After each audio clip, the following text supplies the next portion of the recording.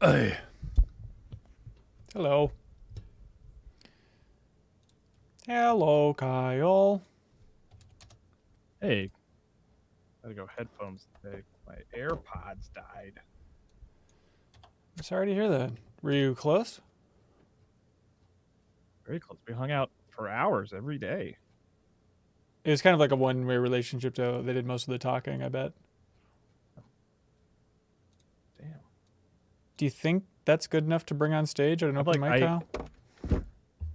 AirPods are funny because just by the nature of the case, it really does feel like they never die. Because you just charge them when you're not using them. But my case didn't sit on the charger properly last night, so I've never had my AirPods die. It's weird. God. They are mortal.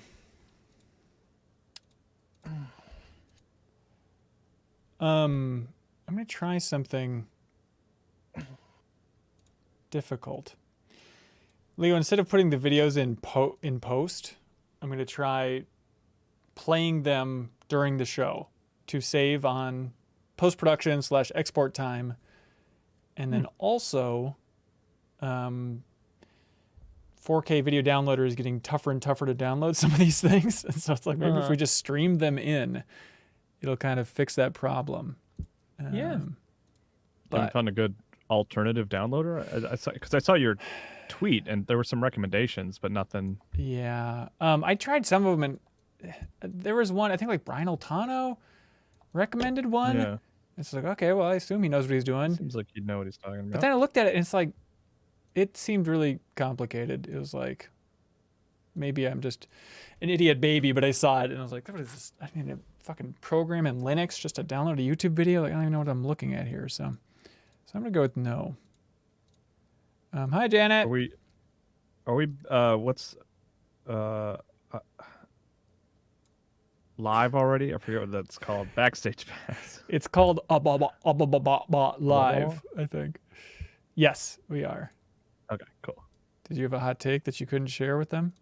No. Mostly it was just we have a Slack channel that's like old Game Informer folks, and I posted a screenshot of Andy in there. Right. I was like, hey, look, it's Andy. And then he immediately replied, like, while it was airing. Yeah. And it just threw me off because I was like, oh, I didn't think you'd be in here. I thought you'd be doing this EA thing. But I guess it makes sense that it wasn't like. Yeah, nice proof that it wasn't live. You have a weird delay, Kyle. Leo, do you want to count to 5? 1, 2, 3, 4, 5. Leo's here, and it's playing Halo 5. Great. And Janet, do you want to do that rap that you've been practicing? Oh, sure. 1, 2, 3, 4, 5. She did it! She dropped it! The new single's out! Kyle, yeah, you're fucked up. You're out of sync for some reason. Would you want to try leaving the call and then come back? You want me to quit Discord and come back? That'd be great. Just fully close it down. What if he quit Discord and then came back? Janet, are you a Pokemon person? I'm trying to remember. Yeah. Yeah. Fortunately. Did you play Pokemon Unite yet? No. Because I'm not a, was it a MOBA, right? Yeah. When people are saying it's actually good, but I'm like, what does it mean if it's sort of good in a genre I have no interest in? Let's talk about it a little bit. Yeah, we'll see if Kyle has started it up. I think he said his daughter was interested. Started it up, probably, knowing him. Yeah, no kidding. Kirkian Spacco says, first stream since becoming a Backstage Pass member. Ooh. New Backstage Pass! Welcome backstage! This is all for you, Kirk! Kirkian Spacco. Is that like your Dragon Ball fusion of Kirk and Spock? Is that his name? Do you think if I search Dragon Ball Fusion, Kirk and Spock, I will find something? You'll find something. Yeah, it's just 0 results. They'll put something up. They have to. It's their job. They're like, no one's ever searched this before. It was the one thing we didn't plan. Not a good fusion. Disappointing, internet. I figured all fandoms had kind of merged together. Did you actually search it? What was in there? Ooh, wait a minute. Okay, I got it. It's not a fusion, but it's them doing the fusion dance from Dragon Ball. Cute. Purebred is a good point. Are we talking about X Defiant? Yeah, I was seeing if it would come up in community questions, and it kind of did, but then you guys didn't thumbs up that question. So yeah, we can talk about it here. That's one I should try and pull that up as well for the YouTube video. What was the question? Was it good? Oh, it was the one about like punk rock aesthetics or whatever. But we can just talk about the main show. Ooh. Do you- I didn't. That didn't click in my mind. I mean, I think they did mention X Defiant in there, but Maybe, yeah. But did you want to talk about it, Leo? I would have a couple things to say. Okay, I'm gonna hold you to that. For one couple.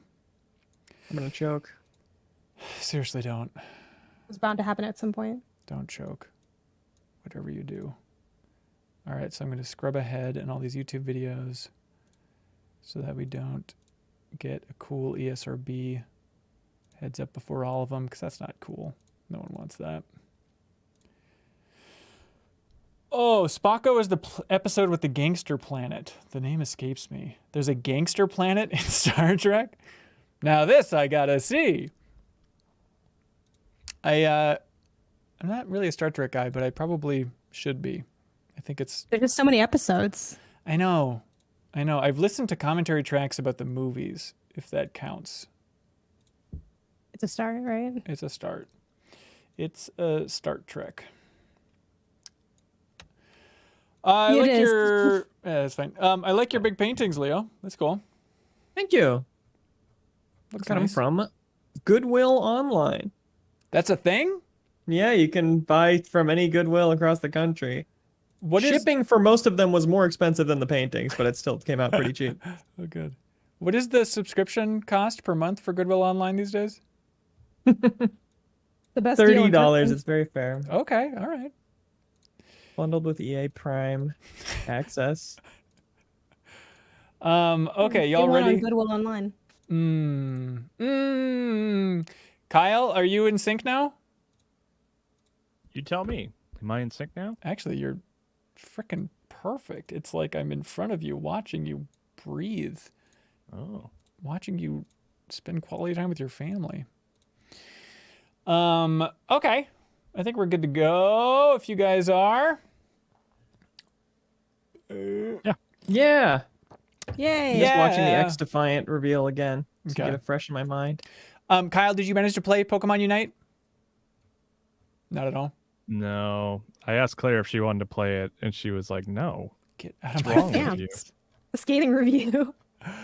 Dad, I'm a teenager now. I don't like that anymore. I don't like uniting Roblox no now. more. Okay. Well, let's get this show on the road then. Hello, everybody. And hang on. I banged my mic. I've been banging my mic a lot recently. Okay. This time, hands-free podcasting. That's what this is, baby. Hello, everybody, and welcome to the MinnMax Show, a place about games, friends, and getting better. My name is Ben Hansen, and I'm joined by Kyle Hilliard. Hello. And Leo Vader's here, too. Thank you. But that's not all. We also have Janet Garcia from California. Hey, what's up? All the way from beautiful California. Welcome, Janet. How you doing? I'm good. You know, it's warm out here. It's nice. Yeah, it's warm everywhere. It really is. This is some boring talk, but it blows my mind every time I open my weather app on my phone and it's just 91 and sunny, just like for a 2-week span in Minnesota. It's really unnerving. And I've gotten too used to it. It's like, well, now it's weird if it's cloudy out. It just doesn't feel right. It feels like, well, now this is not what I expected. I was locked in for 90 and sunny throughout the rest of the summer. Don't look outside because I think it might be raining. Oh no! Don't look outside. All right, that's fine. We have a big episode of the podcast. We are talking about EA Play 2021. Not quite E3, but it's like a dash of E3 coming back in late July, of course. Thanks to EA, we got some fun news coming out of that. Then we're going to be talking a little bit about Death's Door.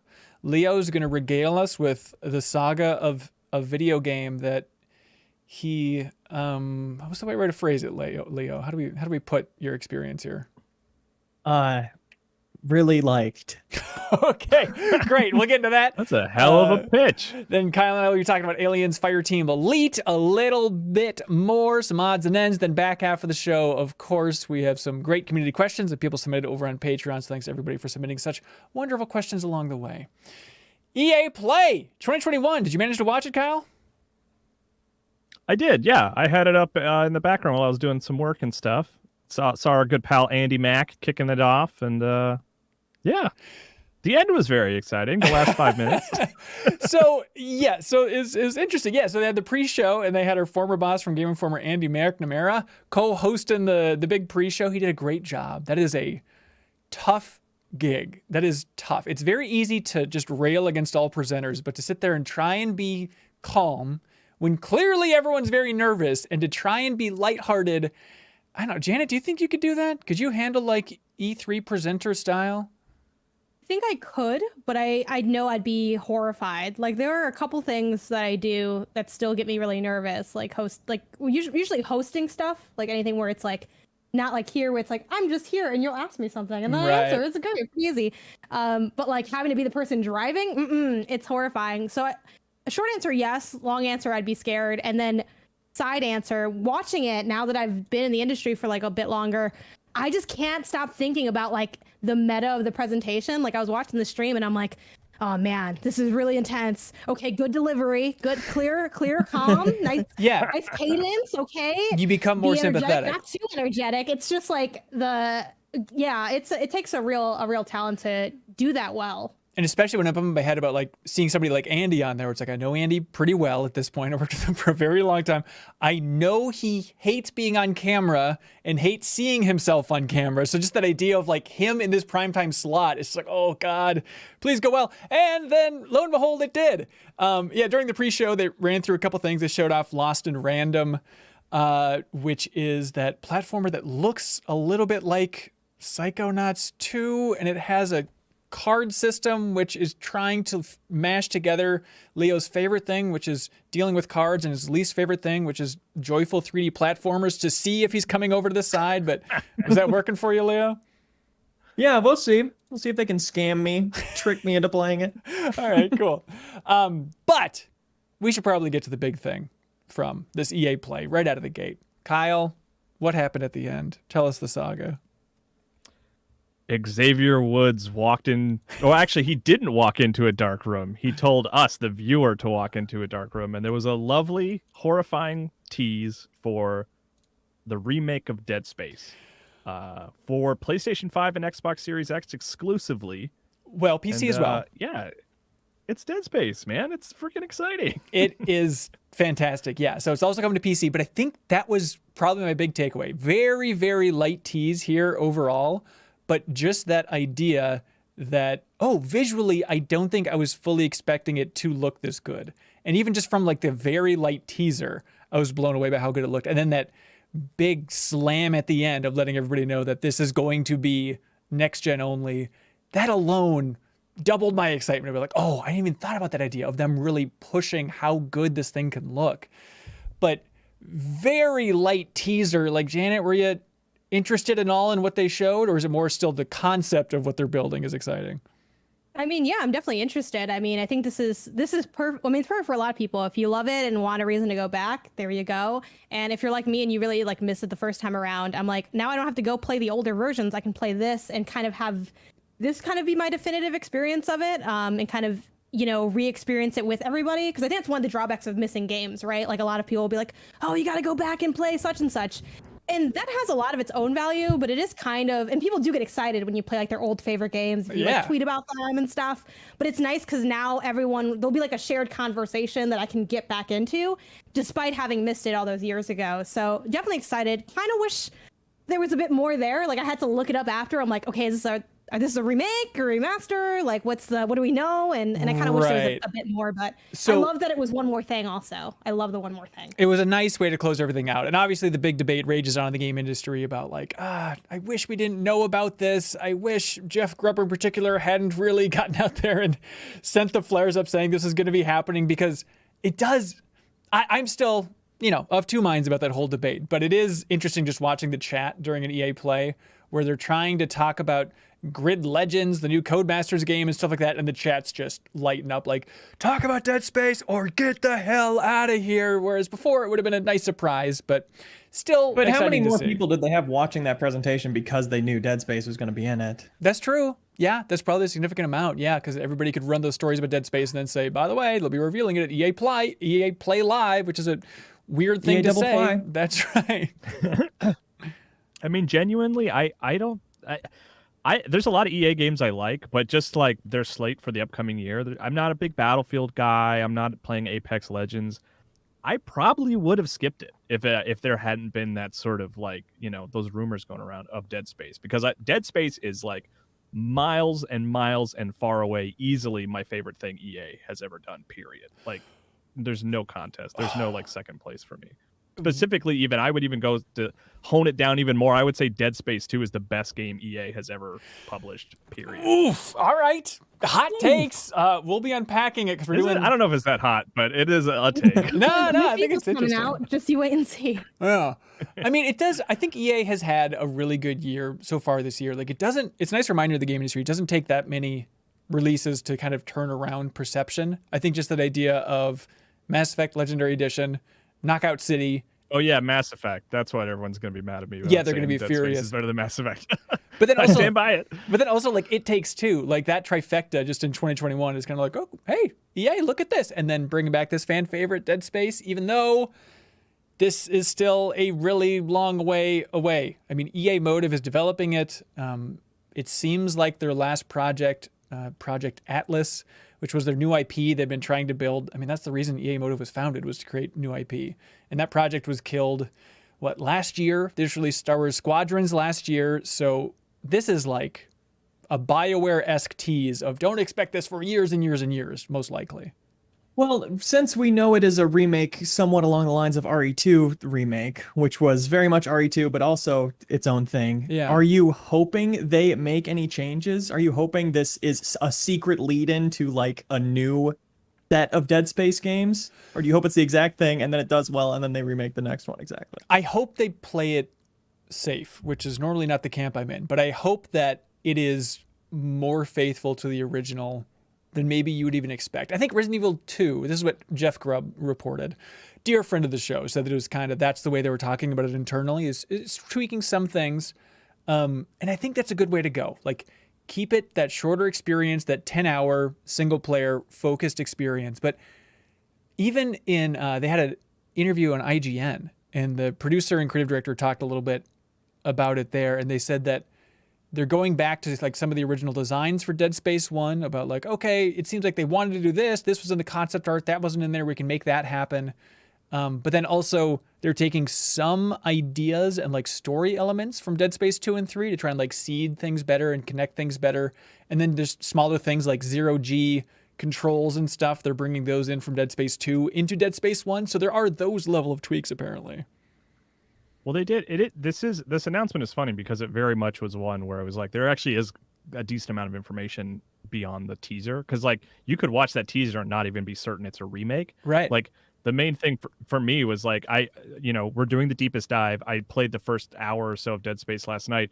Cut off their limbs is like a very specific moment, and like the fact that was wholesale placed here was more of an indicator that it was a remake than anything else to me. But like you wouldn't really necessarily remember that if I hadn't just played it last night. Right. But some of the things I saw were like, it is they said, it's funny, they phrased it like we're updating the story too.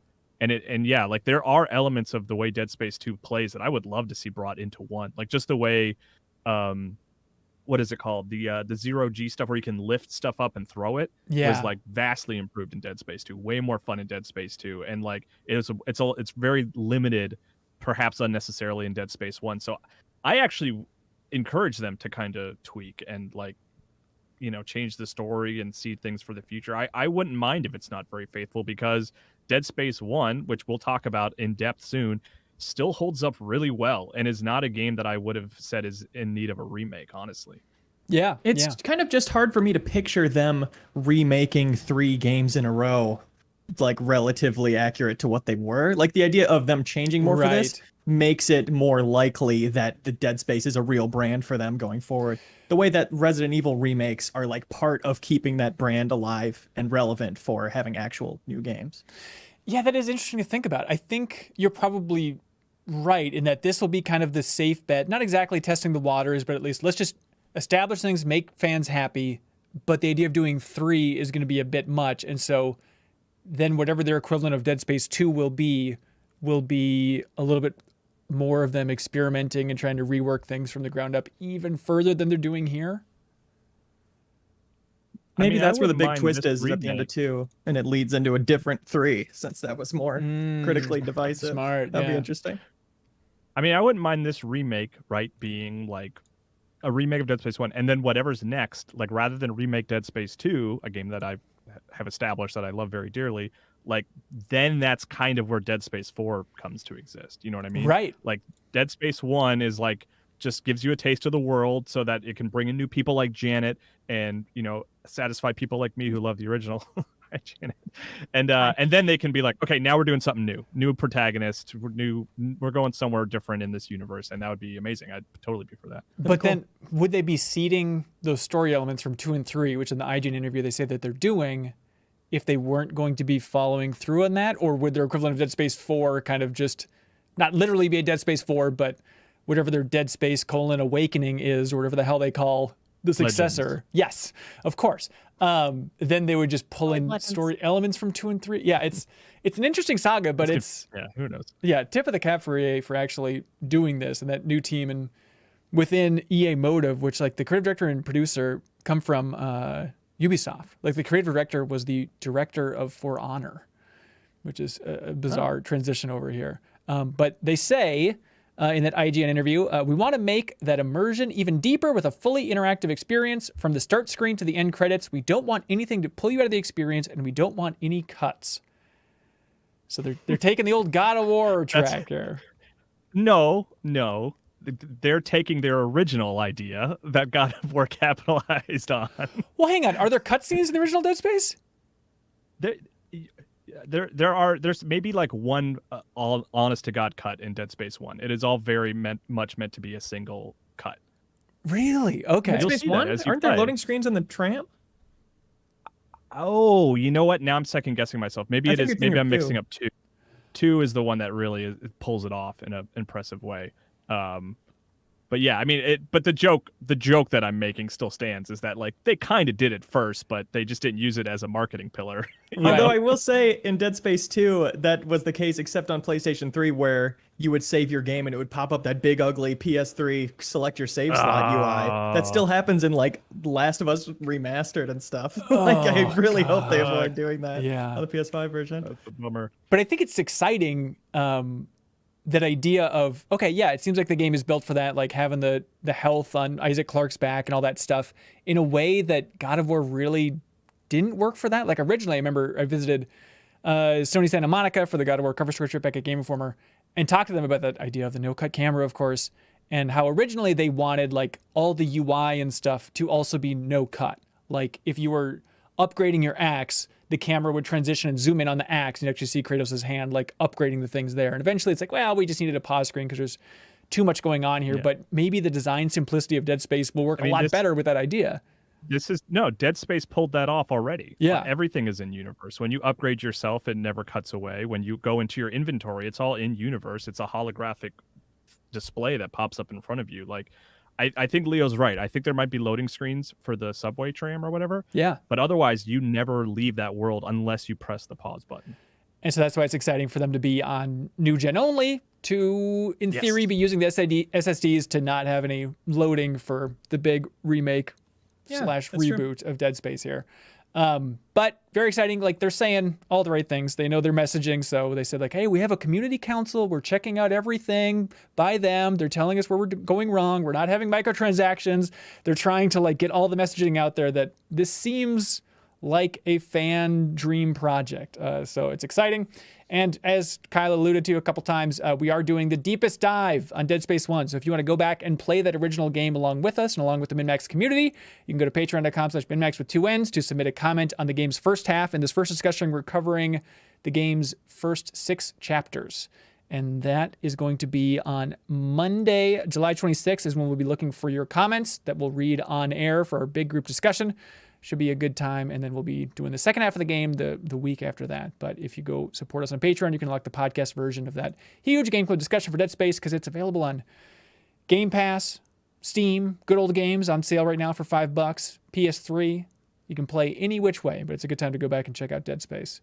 Mentioning DLC for Dead Space not being a thing, I hope they just make it integrated then, because there was a steampunk gun that you could get for 80 Microsoft points on the original Dead Space. Really? I'm reading now, so hopefully they honor that. There was a armor, I guess they call it armor in the game, that you could get where you were like legally distinct but very close to a stormtrooper. I think that might have been paid. Oh, really? Well, EA could do that better now. More easily. Even better. It'll be interesting to see how this game is marketed and rolled out along with Callisto Protocol, which is that game that's technically in the PUBG universe from Glenn Schofield's new studio. And he was, obviously a huge part of that original Dead Space as well. So now there's going to be the Dead Space spiritual successor and the remake of Dead Space, like competing for that territory. But it'll be fun to see how they interact, marketing wise. We all win. We all more horror. Win. Stuff going wrong in space is scary. Give me more of those. That's right. Hey, Leo or Kyle, you are horrifically out of sync again. It's really weird. Yeah, everybody's a little bit out of sync. I'll see if it's on me. Everybody. Yeah, hang on. I'll be back in a second. Everybody? Don't mind me. Don't mind me, Backstage Pass. I was debating, like, can I fix this in post? How is this going to go?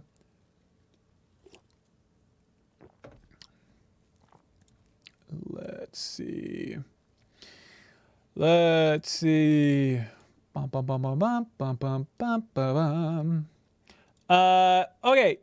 Kyle, you want to count to 5? 1, 2, 3, 4, 5. Okay, seems good now. We'll see if I'm plugged in Ethernet, but I still had my Wi-Fi on, so I turned my Wi-Fi off. So maybe that. Oh, weird. Help. Yeah, I don't know. We'll figure it out. Okay, cool. Oh man, where do we go next? Kyle, we should talk about. What's that, Leo? The world's our oyster. We could go anywhere. It's honestly true. That is literally true. But just to keep it thematically consistent, Kyle, we should talk a little bit about Aliens Fireteam Elite. Why would you think they're thematically consistent? I can't think of any reason. But this is the Left 4 Dead-like game, the co-op experience in the Aliens universe. Kyle and I got to check out a preview build. Cold Iron Studios sent a code over, so we got to play as a little trifecta because it's 3-person units, the future of all co-op.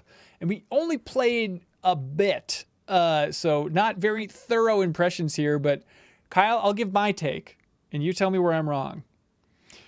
Surprisingly solid. Better than I thought. And your take is?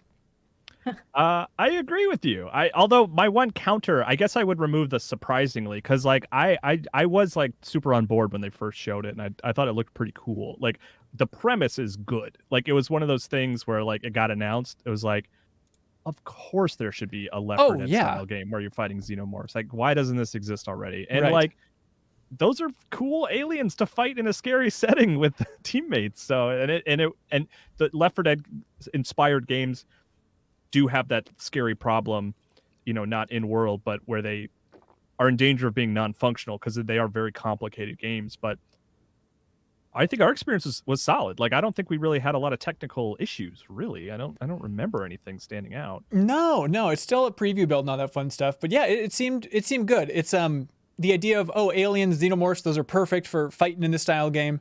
The one catch is like the silhouettes all a little bit similar. Something like Left 4 Dead or those style games are so clear for like, okay, this style enemy. But we had a lot of the situations like, okay, you're killing a lot of xenomorphs, and then you'd have that moment of, oh, okay, this is a xenomorph warrior. It's kind of like a xenomorph, but he's standing up 20% more than the other type of xenomorph, so we need to be careful of this one. But they also have like, these pop with extra acid, so they're going to be glowing green. So they're doing everything they can to try and differentiate it without just having every type of species of fusion of the xenomorph in there. But Leo, are you intrigued by this thing? Yeah, that's interesting. I wonder if that has to do with just struggles with the license of like not being able to go too far off model for a xenomorph. That's interesting. But I'm always interested in a Left 4 Dead type of thing if my friends get into it first and beg me to get it. Yeah, that's definitely going to be the big thing with this game. And it's coming out August 24th. And I hate to catch this refrain. I feel like, Janet, correct me if I'm wrong, I feel like this is becoming the new, oh, this should come on Switch. But like, this is a game where it's like, if this was on Game Pass, I feel like it would really mop up. It could really use that Game Pass boost. They haven't announced it yet, but who knows when third parties see that line and do the math and realize like, yep, let's throw it into that bucket. I hope more games at least do the thing where it's like has like a free trial, like a 10-day. Like we kind of saw that with Knockout City, where it kind of allowed you to get into it for a bit, right? Just to see what if you like it, because I do think it is that thing where if you and your friends don't like it, like I've heard so many stories of people being like, I really like this one multiplayer game, but no one else did, so I just can't play it. So I do think I'd like to see that be a little bit more of a wave for games like this. I think it is to everyone's benefit. Yeah, for sure, because I think it's a tall order to be like, okay, everybody, you just got to convince 2 of your friends to play this co-op game. Meanwhile, there's so many Left 4 Dead likes that are already on Game Pass or available for cheaper elsewhere. I mean, Left 4 Dead itself is probably $2.99 on Steam now. You can play it in handheld like everyone's been dreaming about for so many years with the Steam Deck now. I think that license will carry it a little further than most. You're right. Though. You know what I mean? I mean, yeah. It just, I don't know, just seeing, like, you could just see some gameplay and just like, you know, it is it is completely that scene from Aliens 2 with the radar. Like, that's the game. Like, who wouldn't want to play that, you know? Yeah, we did have a moment of playing it, of being like, oh God, they're coming from behind. All right. And it's like, oh, that's right. We should be checking the radar. Like the signature thing from Aliens, we should absolutely be doing in this third person game. Yeah.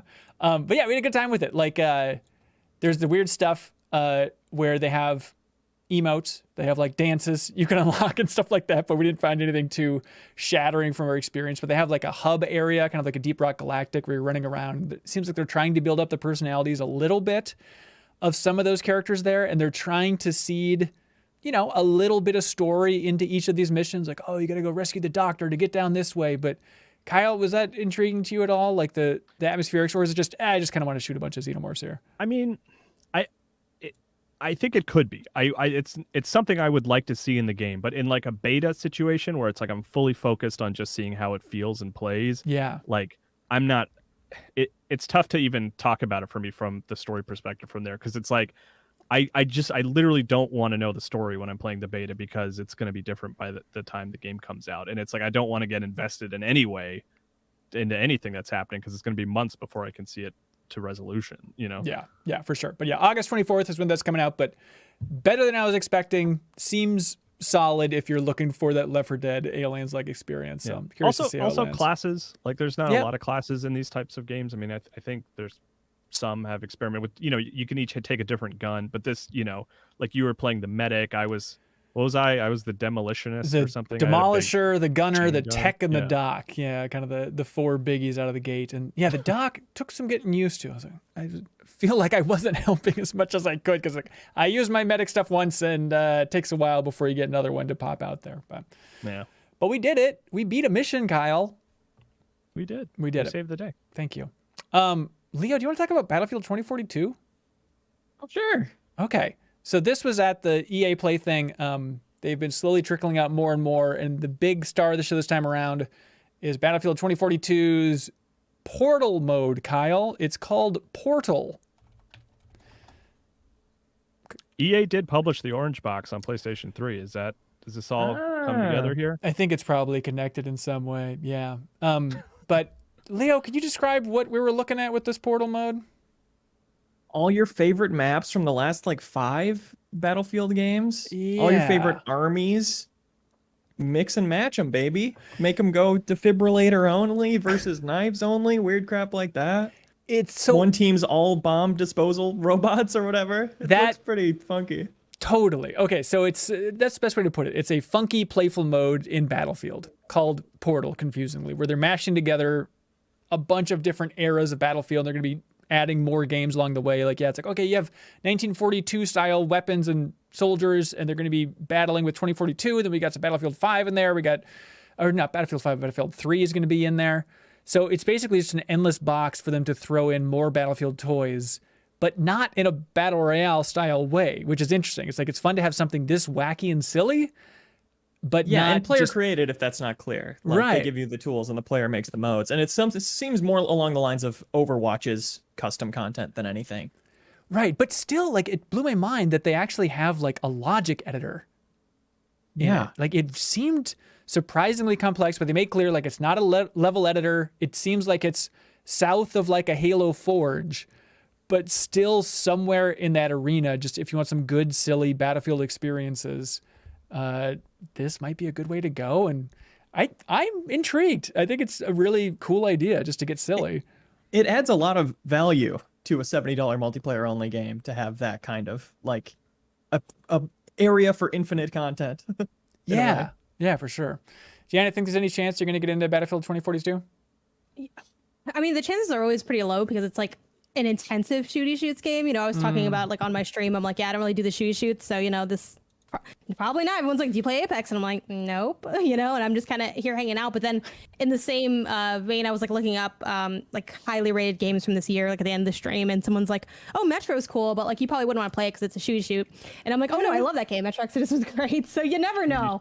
You never know what goes down. I will say that that mode was the most intriguing to me because it just seems like the dumbest thing. Yeah. I really like when games that lean a little bit heavier into the sim elements of their genre. Battlefield definitely being one with like the bullet drop, and you know, it has other functionality that makes it a unique shooter. But then it's like, what if we take all these serious things and then make it like hyper dumb? Like when they shut off the mode of like, that's basically the military version of can a bunch of ducks defeat a giant horse was sort of what they were leaning into with that like tank versus like all the little machines. I think that element's pretty cool. I was into like the logic element. I liked the recent wave of games providing player autonomy in terms of creation, like kind of, you know, making your own fun while also like providing interesting elements. I think games have really started to or developers have really started to realize that you need both. Like you can't just have like the fun level editor thing. That's why Mario Maker had like the campaign sort of thing. Dreams eventually ended up coming out with the campaign, even though they originally said they wouldn't. Like you see a bunch of different of these iterations. I am curious as to how like complex the logic is to pick up, because at quick glance, it's very drag and drop coding. Like if you've ever done if you've ever taken a coding class as a child, usually, or maybe even like, I'm sure some adult ones are like this too, because like learning if then logic is like fundamental to understanding how to code, I think, right? Let me know if I'm wrong. I think that's correct. But like I used to teach drag and drop coding, and like you could do it with kids that could barely even read if it's at a very low level. This kind of looked more like high school level, like, you know, like if you're old enough to kind of understand basic stuff, you should be able to kind of parse it out. But I'm curious as to like what the tutorialization of that looks like, because since it does have like the logic underneath it, it's a little bit more involved in something like a Mario Maker, where it still can be complex, but you're really just putting things in places and clicking, I want you to do this. Like Mario Maker is actually a lot more like a child, like a young child's coding thing, even though I can't make levels. I'm not saying it's not hard to make levels. Right. I started a level on a plane that I never finished, but I'm excited to see what silly stuff people make. I think it could be really cool. Yeah, I think it's a really smart way too, just to have people in the community pushing the limits of mixing and matching these things, setting up a custom rule set, just for, you know, not to be a Mr. Corporate here, but it's like, I mean, getting attention for those types of things, I think, is going to be big. If people are sharing clips of like these absurd matchups and scenarios, I feel like that's going to be the best marketing Battlefield could hope for. I want Isn't what it other developers interesting? make too. Yeah. It's like for a couple games, they were doing, you know, we are the definitive World War II experience or whatever. And it was still goofy, but it was kind of marketed as, you know, these war stories, or this real experience you're getting. And now in this cinematic, they staged a YouTube clip of like launching a tank up into the air and shooting a ship or whatever. Like they're so clearly finally leaning into that aspect of the game, which has always been the most successful part of it, at least from the outside, not being a serious player. Yeah, they've always done like the celebrating Battlefield moments. Look at these crazy Battlefield moments. But you're right, that's always had a weird disconnect then when there's 3 narrative cinematic trailers and it's all about like, I watched my brother die today. It's like, I don't really know how to read this. So it seems like this is maybe just not having a campaign has kind of stripped out that pretense from the marketing, at least for Battlefield 2042. But yeah, curious to see how it does. And Leo, you said you're getting into Battlefield 5 recently, which is blowing my mind. It's great. I love it for being such a high player count, which I'm excited for. 128 players in Battlefield 2042. That seems insane. The idea that it's, you know, it's not on me. Whichever way this match goes, there's so many people here that there's only so much of impact I can even have on it. And Right. I can just Thrive like under have lack of accountability on a team. I'm like, you know what? That's Whatever huge. happens, who's to say? You would have That's been huge. great. You would have been great in the front lines of World as War long II. as we had fun, we're all winners, right? That's Yeah, Battlefield. all creative with fun to Exactly. fun. That's what I say every match I play. And so you're just running around being the medic and having a blast? Yeah, and you know, trying to do side things. Like there's always these main battles going on, and that feels amazing. Like having, you know, planes crash into the ground right next to you, and using the debris as cover, like crazy, huge feeling crap like that. But also, you know, I'm gonna take my squad and we're gonna go on this side mission because they've left this objective undefended, and doing something like that seems like a surprisingly big tide turner in this massive battle. Like the little decisions you can make are really fun. Yeah, I love that. Yeah, maybe we can put it in a poll for New Show Plus or something, because it'd be fun to all try to get back into Battlefield 5, give it another chance. Who all has been playing Death's Door here? I have. Hands up. Okay, Leo, I can't see your hand. Are they just up a little bit, or? They're both straight down. Oh, okay, cool. Death's Door. They're like bird wings at his side. Just- Beautiful. I'm A-posing Like, right now. it's like getting the cosplay ready. Death's Door, we talked about a little bit on, I think during like the E3 awards. We're talking about like the most promising upcoming games, because they showed it a little bit there, and the action looks so solid, and it's out, and people really seem to be enjoying it a lot. So this is an action RPG. Is probably the best way to put it. Action adventure game, Zelda-like. Kyle, how would you describe what the hell's going on with Death's Door? I would almost just call it a straight action game with maybe a little bit of puzzle solving. It actually, the game that it reminds me of a lot, and this is very high praise because I really adore this game, which has made me like Death's Door a lot, is Hyper Light Drifter. Like Really? it feels close to that in a weird way, because it's all about like you have a simple move set of like you can swipe and you can get out of the way, and then you can get back in and swipe and get out of the way, and that's what Hyper Light Drifter traded on in a big way. And it has been one where we received a code, and I was like, yeah, I'll check it out if I have time. And it was one of those situations where I like booted it up, and it was like 2.5 hours later. I had stayed up super late. I had played it way too much. I was very tired. And it's not even like a particularly innovative game. It's just super solid. It's just like really well designed. It feels good. It looks good. You know, it just really pulls you in quickly. It's just like simple enough of having the action of, okay, you're going to have a lot of dodging. You can shoot arrows, but you can only shoot at the beginning. You can only shoot 4, and you need to actually attack with your melee to restock your arrows, Leo. So it's a weird system where it's like you can't just sit back and just hit those over and over again. Like you need to get in there and recharge things by at least trying to swing at something before you can sit back again and maybe take another pot shot. But it's just a lot of really smart, tight, small systems. But yeah, I'm like in the second area, almost to the boss in the second area, but it's like a shorter game. I think it's like 6 hours. But Janet, how's this sitting with you so far? I'm really into it. I mean, obviously it's getting super high praise everywhere. Yeah. And, I think Kyle nailed it. Like it's not that it's reinventing the wheel. It's just really good at what it does. It kind of reminds me of, again, not genre similarity, but in terms of quality, Little Nightmares 2, where I know that's a game I feel like not a lot of people had talked about when it came out. Yeah. But I'm like, this is really good at what it's doing. Like, this is better than the first one. Like, I'm happy with it. And that's probably still on my top 10 list for the year.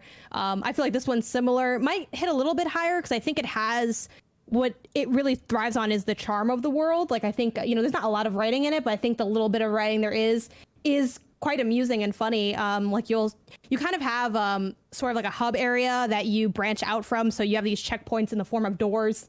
Funny, I played the first 2 hours, and every time there was a door, I'm like, it's Death's Door.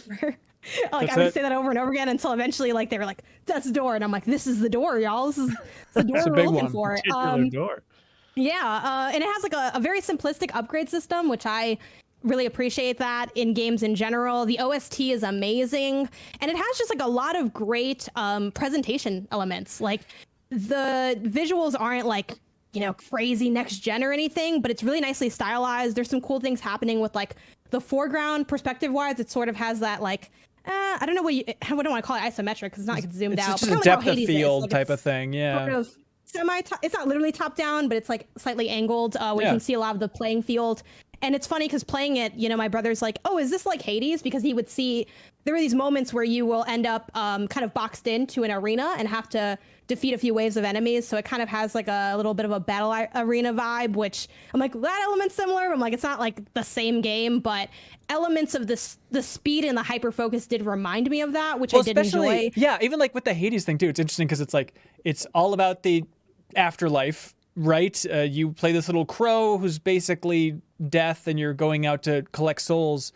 But then like going back to the main afterlife bureaucracy area to slowly get your upgrades and stuff. Like it does have kind of that, Hades like structure, I guess, just returning to that spot, even though it's more of okay, not going to be procedurally generated, not a roguelike here. You're actually trying to defeat all these bosses and conquer these different areas. But I've really been surprised by it, just like how it'll shake things up, even like the second area compared to the first. Because the first is like, okay, feels like it's going to be very Zelda-ish. And the second is like, okay, it's inside, a little bit smaller, a little bit more puzzly, if you want to put it that way. It's got a really sweet vibe. It's definitely going to be an indie gem of the year, all that fun stuff. It's funny, Janet, just real quick that you mentioned Little Nightmares too, because that area that you're talking about, Hanson, where you're going after the witch and you're in her house, it looks like identical to the Little Nightmares mobile game, which also has you moving through an isometric house and like chasing a boss. Like you see the boss a couple times over the course of the game, and you're kind of smaller in like a larger house. It's just wild how much I was like, because I just, after beating Little Nightmares 2, I kind of went back and played the mobile game and stuff. And it was just funny that I was like, man, this really reminds me of all things, the Little Nightmares mobile game. Weird. Which is weird. Yeah, the dark styles are in. Even that like Lost in Random games got that good, dark Tim Burton-y style. It's like, this is the vibe. Really like cute characters in like a dark world. Also, there's some like goofy stuff in that's kind of in the game too. Like again, very early, but I picked up an umbrella and they're like, here's an umbrella. It's a terrible weapon, but like it could keep you dry in the rain. And I'm like, oh, I don't know if they're gonna like use that for anything super significantly mechanical. But I think what draws me into exploring the world so much is that it just is pretty to look at and just interesting enough, because so far the puzzles haven't been like super crazy. It's a lot of like find the switch and hit the switch, or like I guess I can shoot my arrow and like fire up this thing, and I'm like, I got this. I played the Pathless, which if you're listening to this and haven't, you should also play the Pathless because it's a damn good game.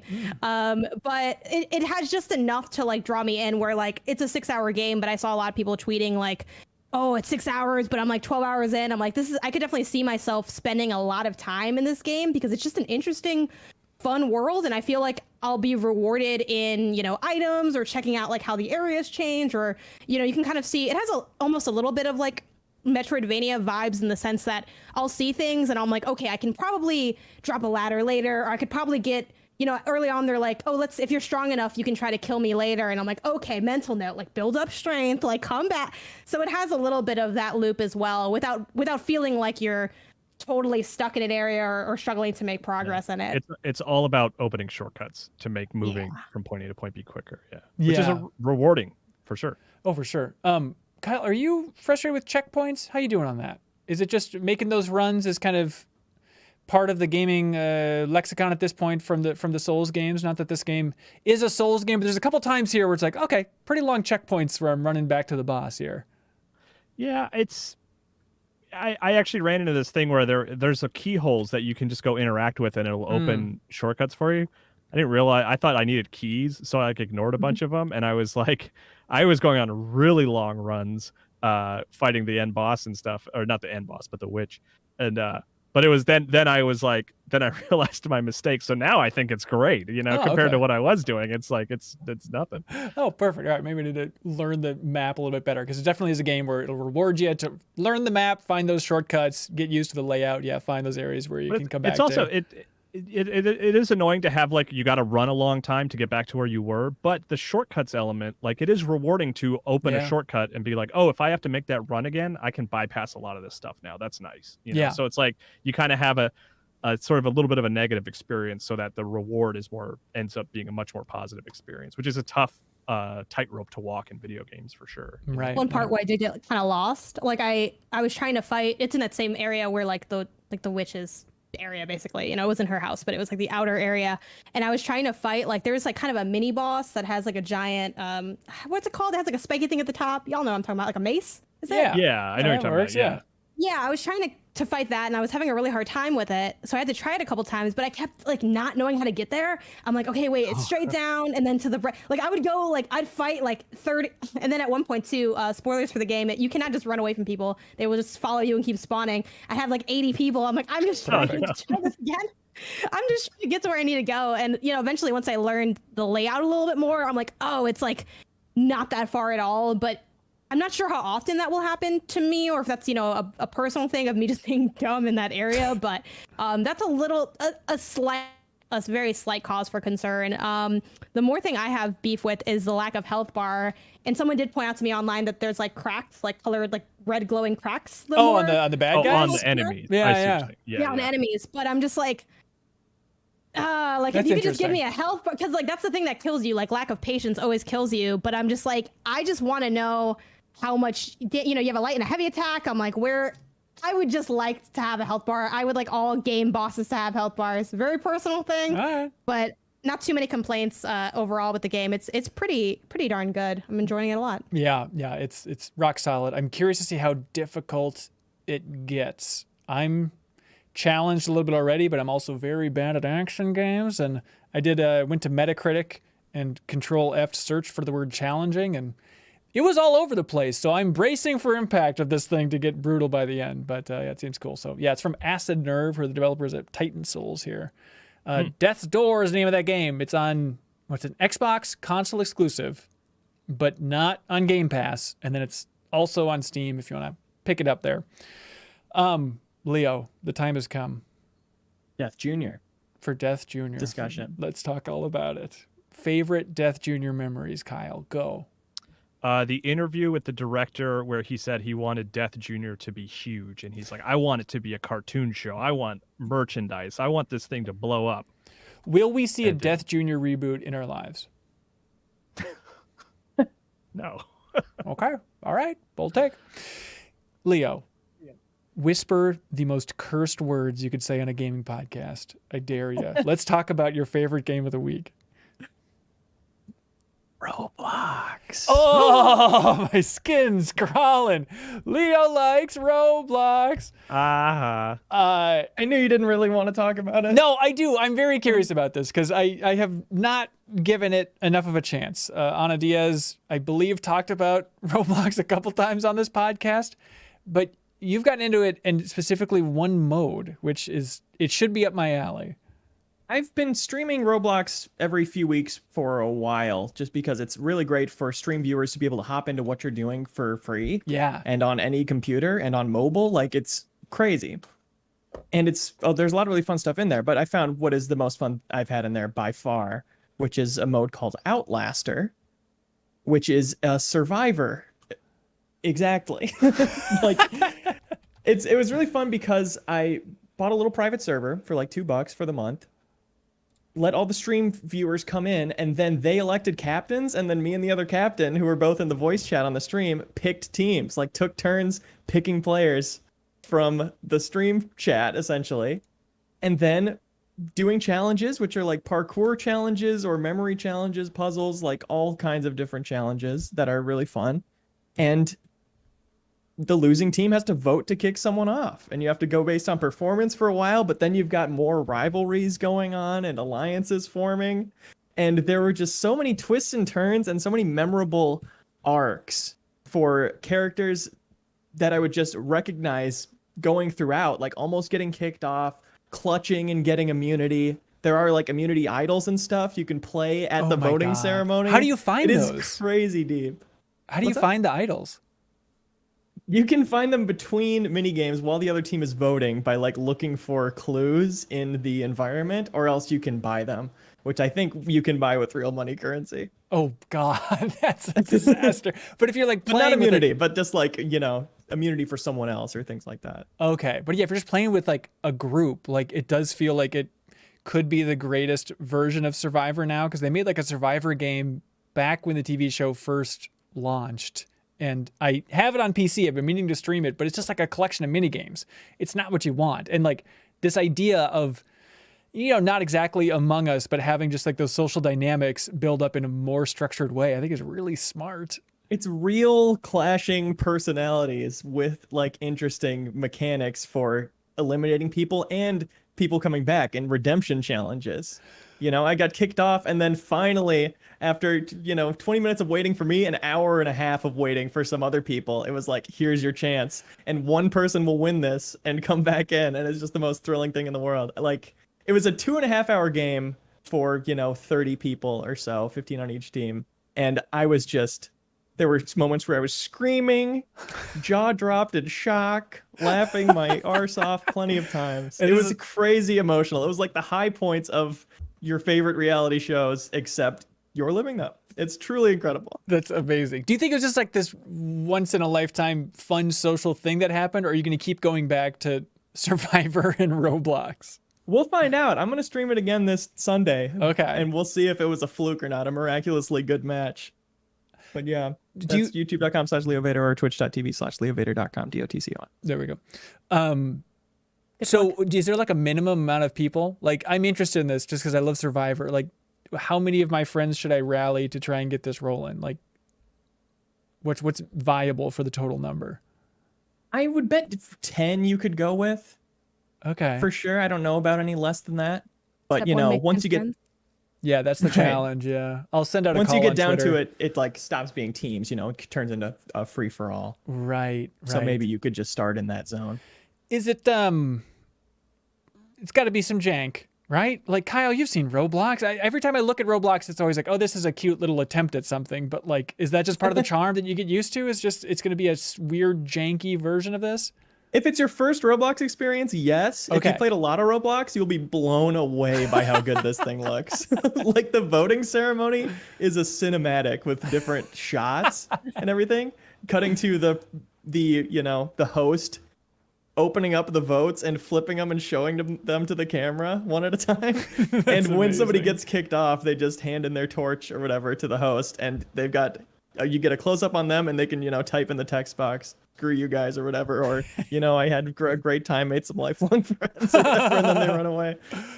Kyle, my Roblox is like a huge staple for my kid, and like every time I look at it, it's something weird and different. And the most recent one that I walked in and saw what she was doing, she was like a realistic cat, and there was like all these realistic cats like they were just like hanging out outside, and she was like, it was almost like a scene from The Lion King where she was like on top of a rock and there were all these cats around.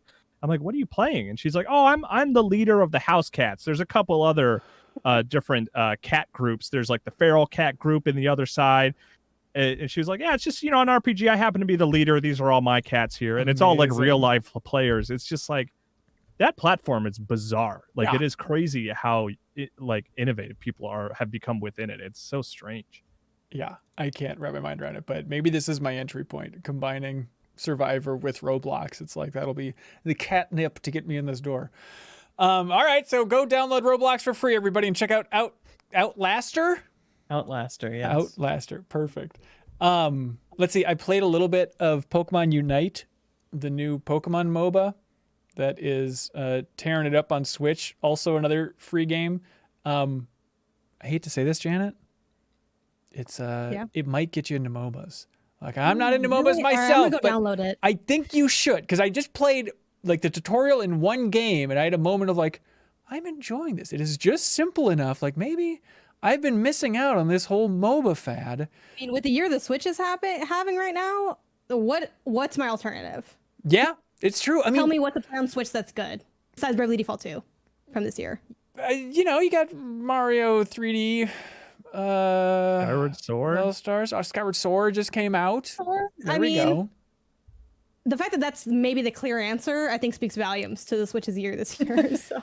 Yeah, it's had stronger, but it's about to get stronger again. They got the Pokemon remakes in the fall and stuff, and this Metroid carry the team. Honestly, yeah, Coming off the bench to save the day. You love to see it, but no, I mean, what about it do you think makes it potentially approachable for people that are outside the genre? It's simple. It's simple, and your best friends from Pokemon are in it. You can run around as Snorlax. You can There's a lot of Is Wooloo Charmanders there? out there. What's that? Is Wooloo there? I don't think so. It is funny just to see who's in there now, because it's like the perfect platform where they can continue to build it, and just the more they add Pokemon, because they have quite a few to add, and it's just going to be a constant drip for people that are very into this. But it's funny to see like who are just the chumps of the Pokemon universe. Like we got for basically the creeps that you're going out just to farm and stuff. Like Apom is the big one. Like why is he's like the bottom of the tier? I thought it'd be like a Rattata or something out there, but I guess he's like the new age Rattata for the kids. But I feel like an idiot even trying to talk about Pokemon Unite, so I'm gonna spend more time with it, and then we'll get Serial to play it as well, who has poured thousands of hours into Dota, because I'm sure he'd have some much more interesting hot takes. But Kyle, if you had to predict Pokemon Unite and the overall success for a free Pokemon MOBA on Switch now, going to be on phones soon, do you think this is going to be a juggernaut? No, but it will have its audience that will keep it alive, and I will get press release emails once a month that are like, hey, here's what's happening in Pokemon Unite this month. And I'll be like, oh, people are getting into that. I mean, it's teams of 3, right? Or how big is it? It's 5-on-5. Oh, fun. Yeah. I'm actually hearing you talk about it now. Because I asked my daughter if she wanted to play it, and she was too busy being a cat in Roblox. No time for Pokemon Unite. Yeah. She's got her people to lead. Exactly. And I'm not going to try to pull her away from that. But I was wondering, I was like, I wonder if this would be a good one for me, my wife, and my daughter to all download and just play sitting on the couch together, and it might be. Totally. Tencent made it. That said, like in terms of Pokemon mobile games or the Pokemon spin-off games, outside of like a dungeon game or something, like the production in this is a lot better than I was expecting. UI-wise, characters, all that stuff. Like, okay, they put some money into this. I'm very curious to see how it all shakes out. But It's half downloaded now. oh, so. good. Yeah, you can play it during community questions. Just get it go. Maybe I don't even know I have no idea what to expect. I know so little about the MOBA genre that it'll always be interesting. You literally can't fail. They're trying to make this one feel a little bit more like a soccer match or something, where you're not like trying to tear down towers. It's like you build up points by Janet's magic word, right? Exactly. Yeah, you're building up points. It's soccer. No, I don't like Rocket League. Weird, I know. Oh yeah, It's a disgrace to soccer. It's so floaty. Disgusting. It's so floaty. Like I love car. I'm like car is good, soccer good. Just no, I didn't. And everyone says that like I only don't like it because I'm bad at it, and I am bad at it. But like, what do you want me to do this game? Like so. There's no way to win. I'm like, what am I supposed to do here? And I can't win in this situation. Yeah, that's tough. But yeah, check it out. We'll talk about it later. Kyle, real quick, Chris Tales. Oh, sure. You've been watching a little bit of that game? Yeah, I've been watching a lot of it be played. My wife and daughter are playing it. It's their game that they're like playing together now. And that game is freaking gorgeous, man. That game looks so good. It's almost like I think I'm enjoying it more as just a passive observer than I would be if I were actively playing it, because the animation is just incredible. It's ridiculous. So it is an indie RPG from Dreams Uncorporated. I think they're Colombian, which is like on the front of the billing for Game Pass, because it's in Game Pass. But it's an indie RPG that is combining kind of the gameplay and combat of Paper Mario, but then the UI in combat is the Persona 5 UI. And then the art style is gorgeous. It's kind of Tartakovsky, Kyle. How else would you describe what the hell is going on here? Just really stellar 2D animation. Yeah. Yeah. It was the game from the Skullgirls folks, Invincible. Right. Kind of reminds me of that a little bit. Like they play differently and they look a lot different, but just like, hey, we're going to do some of the best 2D animation in video games. Like that's sort of the MO of both of those games, Yeah. And it's awesome to look at. Is it a pun on crystals? It is. Yeah. It's all about crystals for the story. Well, there's also that pisses me off. Yeah. There's a bunch of characters like Chris, like they all have Chris as like a prefix for their name there's too. Tails, like there's Christopher, and then there's like a Chris something or other. Kringle. That's right. Yes, Yeah. there you go, Kringle. Yeah, I played the first couple hours. I think I'm probably good. I'm really happy it exists. I think it's a great choice for Game Pass, even though it's available on absolutely everything. It's even on Switch there. But it takes a lot to get me into an indie RPG. To have like this big experience, like, okay, I like the inspirations this game is pulling from. The music's great. Visually, it's awesome. But it really has to be like a WoW RPG, I think, to get me through the whole thing. And like, there's small things, even playing on Steam, there's loading before every random battle. And like, it's a small thing, but it's like, Kyle, what is this? Final Fantasy Origins on PlayStation 1? I mean, hello. It's like that combined with just slightly too frequent random encounters. Like, I don't like that. I don't like running around, then just hitting a load and then going into this battle over and over and over again. But it's cool. I mean, if those ingredients are up your alley, you should definitely check out some reviews, at least for Chris Tales, that whole RPG.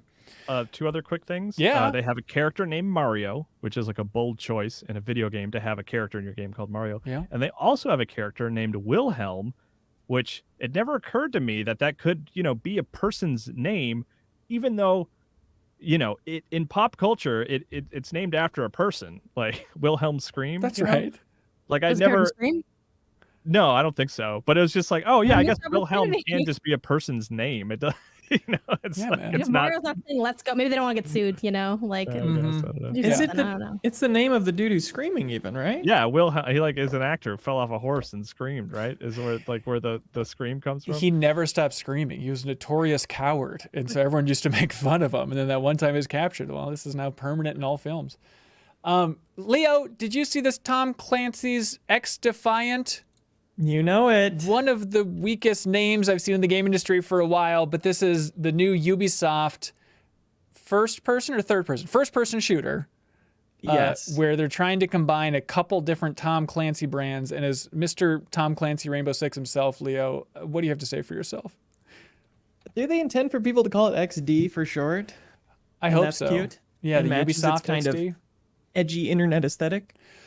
Well, that's the thing, because they describe it, everyone was making fun of them, because they described it as what? A punk rock mosh pit of a team-based hero shooter. But then, like, the gameplay itself doesn't look that absurd. It doesn't look like it's trying to... I don't know. Am I nuts? It looks a little bit... No. This is something that's very worrying about the trajectory that Ubisoft is on. Because they made Hyperscape. Yeah. God bless them. Fine enough game. Yep. But, Apex Legends was a little late to the Battle Royale party, it felt, at that time, long before Hyperscape. But they brought so much new with the idea of respawning amongst a bunch of other things. Quality of life things that other Battle Royales immediately tried to copy because they were such exciting changes to the formula. And Ubisoft, unless there's some big surprise they're holding back, it feels like they just want to chase these trends without adding the new things that get attention on it And they hope and that... make it worthwhile. Yeah, in this case, like, oh, it's Tom Clancy's world. So they have some teams from the Tom Clancy universe that you might recognize, and they'll be pulling from that. But it does feel weird and late to introduce like our new 6v6 hero team shooter. Here we go. But it's free to play. Seems like a big production. And when they have so much success with something like Rainbow Six, like maybe it's just them just assuming this audience will come if they nail it out of the gate. I mean, maybe that's my bitterness is Yeah. like it's so hard to break into make a successful competitive shooter on the level of, millions of players. And the fact that they already have one and its players are crying out in agony year round about it not getting like enough attention from both content and from, the game working properly, like them not continuously adding updates that make it unplayable. And, just the other night we got a new patch in and I tried to play with my friends and it just reliably crashed my friend every single round and we just couldn't play that night. Oh my God. And that's not the first time that's happened. And it's 5-6 years into its existence. It's so frustrating to see them sidestep instead of saying, we're going to make Siege an actual engine that we can iterate on without destroying some random thing we had no idea it would, and then make this a mode that's more deathmatchy, even with different characters. Like adding that to the Siege ecosystem because it has so many tens of millions of players, I feel like that would be a much more exciting move for me versus this, which just feels like, I know it's free to play, but still feels like a cash grab. But isn't that what they're doing with the game that I want to call Quarantine? What is it called now? Extraction? Yeah, Rainbow Six Extractions, to try and tie into that player base with Rainbow Six with something else? Yeah, sure, that's true. But that also is its own standalone thing that won't improve what Siege is. Which I don't think Siege is in a disastrous state, but it's clear it needs more work and more resources, and it seems to be Ubisoft's most successful thing it has going right now, so it's continuously flabbergasting that they're not putting more into it. Yeah, that's interesting. That's an interesting take, yeah. X-Defiant, though, Kyle, do you know why you should be interested in this? No, I have no idea. Well, here's a reason. The director of this is Jason Schroeder. Or Schrader. I forget how you pronounce his last name, but he was the director of South Park Fractured But Whole. Because this is okay. the Ubisoft San Francisco team, which I know I'm probably more into development than most of the people listening and watching this, but it's like I'm just fascinated by that idea of they were gearing up with that studio. They went from Rocksmith to now they're making South Park Fractured But Whole, a game that I liked a lot, but seems like it did not make a big splash when it came out. And then Ubisoft San Francisco was hiring a lot of former Telltale talent. And it felt like they were building up for like another RPG or something more narrative focused like South Park was. And then somewhere along the lines, now they've pivoted so freaking hard. And now they brought in the producer, Mark Rubin, used to be on Call of Duty. And now they have South Park's director directing this 6v6 first-person shooter. It's just a weird trajectory for that studio. But I'm happy to see him doing something. Kyle, I don't know. Yeah, I'd always hoped for them was like... even if they weren't doing South Park, a continuing like comedy RPG path with the help of Trey Parker and Matt Stone. Like it would have been super fun to see them do something completely new. You know, they both really like video games a lot. They're happy to make South Park stuff. It's their baby. But like it would have been cool to see them in the same way they made, the musical. Like it would have been very cool to see them make something original in the video game space. And it seemed like, that would have been the studio to do it. But yeah, things change. Yeah, not to be too doomsay about it all, but it seems like Ubisoft has just blown up to such a massive scale that all they can afford to do is like these really broad projects that are meant to appeal to the most people possible. Like Division is going that way too, we have that free-to-play Division coming up. Yeah. And, it's not like they're making bad games or anything, but it's interesting to see the path they're on. I'm a little more worried about it than I was a couple of years ago. Yeah. Well, less experimental, right? Yeah. Right. That's something we can talk about in community questions. But before we get there, we should remind people that, Kyle, this whole thing exists because of... viewers like you. Viewers like you and listeners like you and everyone that goes to patreon.com/MinnMax with 2 N's and supports us at any tier, including people who support us at the bigger tier and they want to get a plug for anything on the podcast. They could plug their business. You can plug your streams, your podcast, anything like that. We'd love to see it. So please jump in there and check out the tier that's right for you. And thank you to the fine folks at Hello Hyrule. Hello Hyrule is the premier Legend of Zelda travelogue podcast. In each hour-long episode, we take a deep dive into a new location of the series, starting with Skyward Sword, and ask the hard-hitting questions like, do bokoblins have feelings? Is Skyward Sword's story a retelling of Jack and the Beanstalk? And is time magnets? Which is a great question. Whether you're about to revisit Skyward Sword with the upcoming remaster or you're visiting Skyloft for the first time, this play-along podcast is the perfect travel companion for you. So grab your sword and your sunscreen because tours are open today here on Hello Hyrule, available wherever you find your podcasts. Hello Hyrule is not responsible for any food poisoning experience while listening. Also, thanks to our fine folks at I Am 8-Bit, who have been huge supporters of ours for a very long time. They want everybody to know about the vinyl soundtrack to Tell Me Why in their wonderful online store. This album looks beautiful. It has a quilt-themed cover art, which has to be seen to be believed. It has a great style to it. Definitely go check this out. The music's by Ryan Lott. The album art is by Theo Randall. And the vinyl soundtrack also comes with the digital download, and you can use the promo code BottleRocket, all one word, promo code BottleRocket, all one word for 10% off anything in I'm8bit's wonderful online store. And because I'm8bit's very generous, they're going to ship out, as a prize, to the best question of the week, Watam on PlayStation. That indie game Watam. They get a physical version of Watam, and they're shipping this out to whoever we deem has the best question submitted over on patreon.com/MinnMax. So everybody look alive here. Y'all ready? Yeah. Let's do it. But actually, can we cut so I can go to the bathroom? Yeah, sure. Thanks, man. Yeah, no problem. What is was that your bladder making that sound? Is there like a vacuum behind somebody? Some buzz or something. I think it was Leo. Not to Is it point. me? I do have a fan pretty close to me. Oh, weird. I thought that was you, Kyle, because it's coming through when you were talking, but... Oh, man. Well, because I didn't was hear hearing it, so it too, makes me and- think it's me. Yeah, I was hearing it, and Leo's cube was lighting up green the whole time. Oh, okay. but- Yeah, it must be I your remember little cute. cute fan. All right, I'm going to the bathroom too then. I'm going to do it better than Leo. I'm gonna. Oh, I don't want to be the judge of whatever this weird competition is between the two people. yeah, right. All right, the real show begins. Kyle, let's talk about gliders. let's talk about hoverboards. Just, Hoverboards? gliders, have one. hoverboards, whatever your platformers. Oh, I think whatever- meant, like whatever the hoverboards that that's popular with kids. The little like skateboard things? No. Yeah. I was so bummed that those aren't actual like what I conceptualize as a hoverboard when those came out. I feel like they should have called it that. I think it was someone told a story once. I think it was Griffin Newman on the Blank Check podcast where he said that like he, for whatever reason, the moment that hoverboards became popular, he had just gotten off a plane and had started reading all these articles about hoverboards. And because like, I guess he was on the plane for a couple hours. I don't know how this story works, but there was a moment where he was like, did they invent like literal Back to the Future hoverboards while I was on an airplane? Like, cause it just seemed like he landed and everyone was talking about hoverboards. Then he looked it up and I was like, these aren't hoverboards. Those Yeah.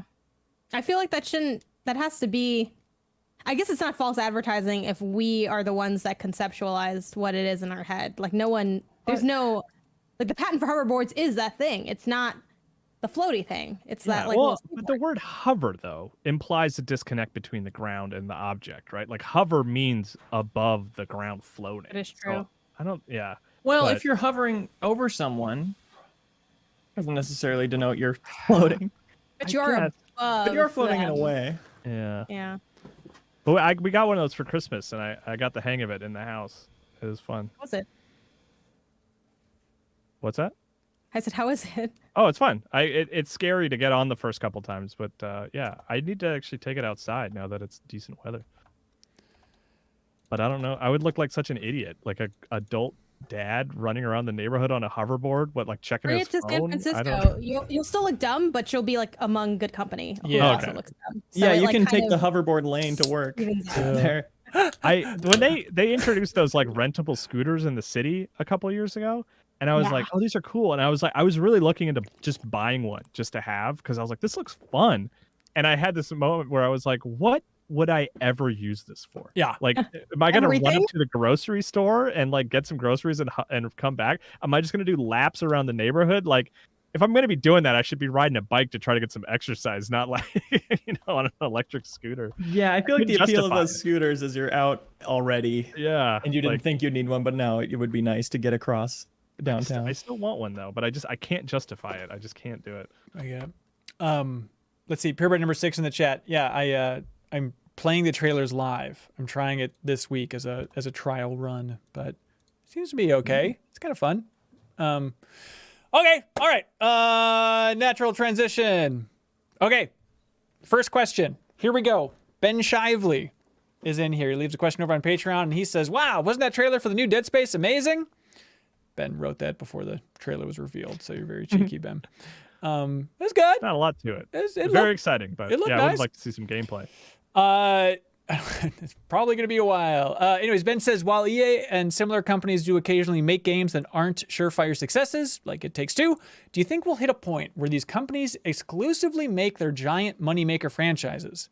Like a dystopian future where EA only makes sports games and Activision only makes Call of Duty.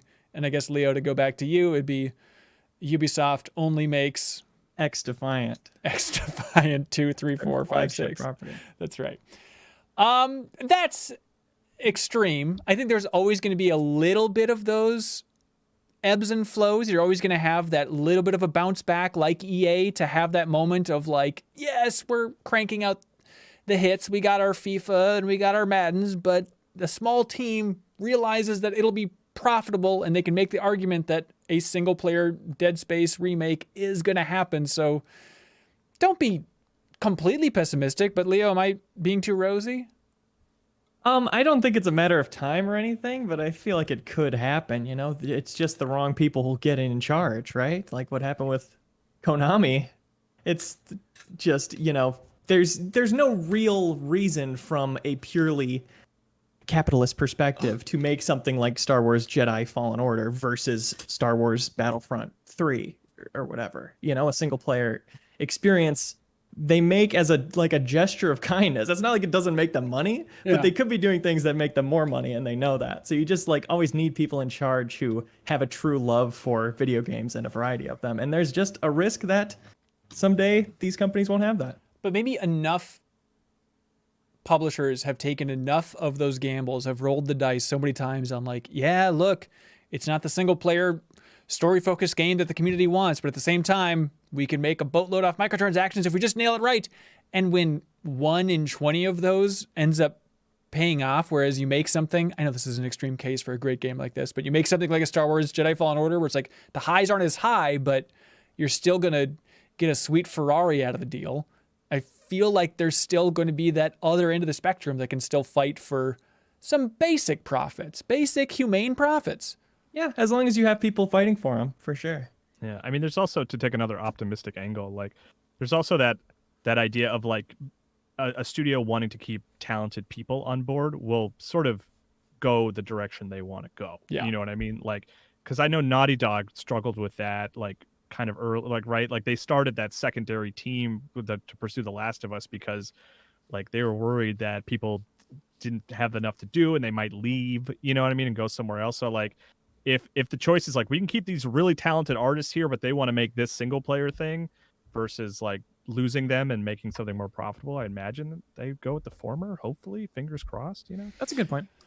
Yeah, it could be. But I understand, where this person's coming from, especially in the news that we talked about a couple weeks ago about stuff like Assassin's Creed Infinity. I think I might have called it Infinite 6,000 times on that episode, but that idea of like, okay, we're going all in on the biggies, it just being as surefire as we can. But it only takes a couple of those to fall through before it's like, okay, let's get back to a normal human 3-year development cycle and something a little more manageable and roll those smaller dice. It's not too much to ask. So, no, the apocalypse isn't coming soon, Ben. It's fine. Not in gaming. Not in gaming. I mean, yeah, the sun will melt you soon, but other than that. Cade Mead writes in over on Patreon and says, hey, team, when was the last time you felt that childlike sense of excitement and wonder? And what caused it? I forget the name of what the object is, but literally like a day or two ago, the what was it, Cinnamon Toast Crunch, I live with like my family and stuff, so my brother's fiance poured a bowl of Cinnamon Toast Crunch and it had those little skateboards that you can play with your like hands. Yes. And she was like, "Oh yeah, I got this in my bowl of cereal," and we're all like, "Ah, you probably picked it out of the box. Like you didn't really pour it." She's like, "No, I did." And then she like opened it up and was playing with it, and we were all like, "Oh snap!" Like grind on some like we're all like older for context. Like I'm 27, my brother's 35. Like we're all just standing around the island like, "Oh snap!" Like it's crazy. And then like she'd like pull a trick and it'd land, and we're like, "Oh!" And only a couple of minutes. We were all sober during this also. Yeah. But it was just fun. Like, I don't know. Like it was a moment of childlike wonder. That's the first thing that comes to mind. I thought you were going to go the direction of like, I looked up and I saw a shooting star at just the right moment. They didn't know it was just a tech deck going out of cereal. Like, the light pollution, you're not going to see stars out here. Okay, all right. I guess that's fair. Well, Urban America. By the way, that reminds me, real quick. Tech Deck reminded me of Steam Deck, and I know we didn't talk about it big in this episode, but we had a bonus video on our YouTube channel. If you want to check us out there, it's also the podcast version of the Patreon exclusive podcast feed where we unpacked it a little bit. But I pre-ordered one. Kyle pre-ordered one. Yes. Janet, did you get one? No, I have not. I'm going to try to not because I don't need another expensive thing that I'm barely going to play. That's what I keep telling myself. All right. I probably will end up with one. Yeah. And Leo, how are you feeling about it? I have a PC already that's plugged into a TV, so I feel fine. Yeah, but don't you feel equipped? I'm happy it exists. I think it's really cool. Leo, this one you can drop on your face as you're falling asleep. Yeah. Like laying down. Oh, and it'll be extra heavy. Oh my God, You'll get a black eye. Cool. Anyway, sorry, back to what childlike wonder. What stands out for other people? You know which one I was thinking about this, and one that came to me somewhat recently was like watching Into the Spider-Verse in theaters. Oh, for the first time. Good. I was just like, this is incredible. I was like, I haven't seen a movie like this in ever, and it's just like it's such a. I went and saw that movie in theaters. I think 4 times. What? We all went as a family. Yeah, like it really like. I was just like this. That was probably the last time that I was just like eyes wide open. I was like, this is incredible. This is awesome. Yeah, it's a good one on the movie front. I think for me, the childlike thing is really key, but I think and I'm not the biggest fan of it now, so it seems weird, but like when Pokemon Go first launched, I think that was a real moment of childlike wonder of like, all my old friends are coming back. Everyone's going to be jonesing for a Venomoth, and people are going to be talking about this randomly on the street. But specifically was right when it came out, we were visiting Bungie for, I don't know, what had been like the Rise of Iron, maybe, for the release for Destiny. And so we're in Bellevue, so it's a very techie town and stuff. And they have this big park in Bellevue. And Ben Reeves and Matt Miller and I went there at night, and people were losing their minds. There were like 100 people running around this field at night, screaming about there being a Bulbasaur on the far end of the field. And it was just this moment of like, this is one of the weirdest things I never could have expected, but it's just magical. And then a guy pulled up and he just parked his car and blasted the Pokemon theme song from his car. And we're like taking back the night. It was like, this is a weird vibe, but all right, it's great. That is a good one. I do have a lot of memories of going weird places and being in parks with just like tons of other people and just being like, wow, we're all here for Pokemon. This is insane. I won't talk to them, but it's cool abstractly that we're here for this reason. Yeah. I don't know. I guess another one is just like traveling a little bit, like going to Japan will fill you with some childlike wonder. And specifically, when I went to Malta for Metro Exodus to cover that game, Janet, it was developed in Malta, very strangely enough. But like having the plane come down to Malta and just like looking over the Mediterranean and just seeing islands as we're getting close as the plane was coming down, and like all the islands look so different. Like the rock formations were all so weird. That was a really geeky moment just as a fan of geography, about just like, look at these weird islands in the Mediterranean. Why am I in Malta to talk about a video game? This is absurd. GameStop should not have paid for this. I don't know. Leo, are you dead inside or how you doing? When I was in Nevis, Minnesota with my girlfriend on a little tiny vacation, we paddle boated out to the middle of the lake and watched the sunset. And right after the sunset, like it was actually legitimately getting dark, we heard these birds do their mating calls. Two birds from opposite sides of the lake. No. But the calls would just echo so loud throughout the lake. Like you couldn't believe it was just one little creature with no, microphone.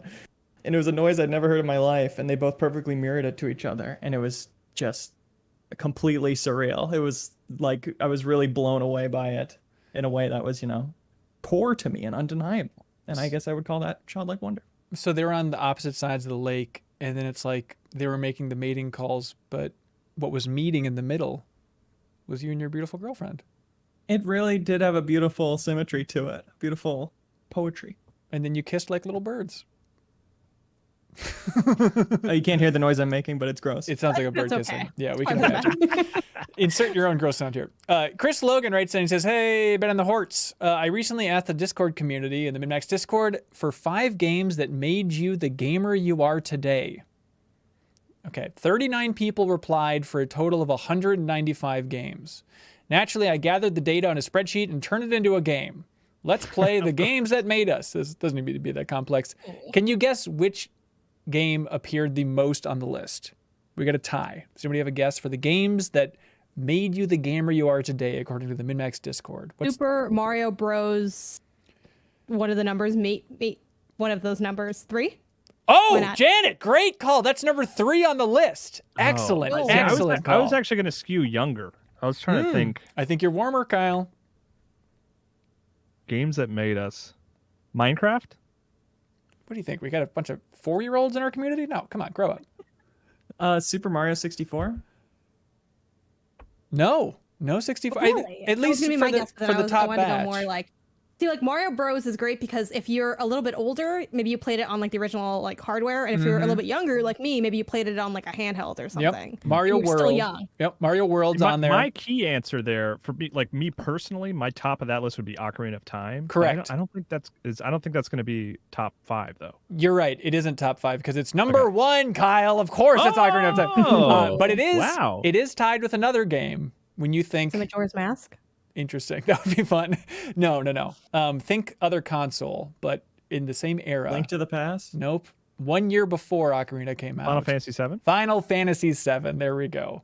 And yeah, those are those are like the two. Right? That's the two. That's two. the branch that you took for people in our age range, right? You either went the Ocarina path or you went the Final Fantasy VII path. Right. It's the one of them's the right path. I'm not going to say which one. It's the Beatles and Rolling Stones speech from Pulp Fiction. Yeah.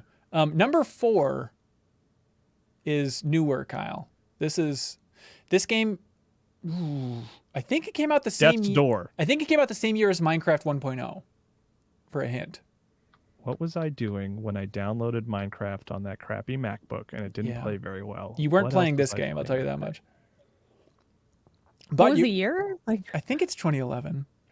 Portal? I think. When did Portal come out? Oh no, not would've Portal. No. been That Portal. would have been Portal 2, but nope.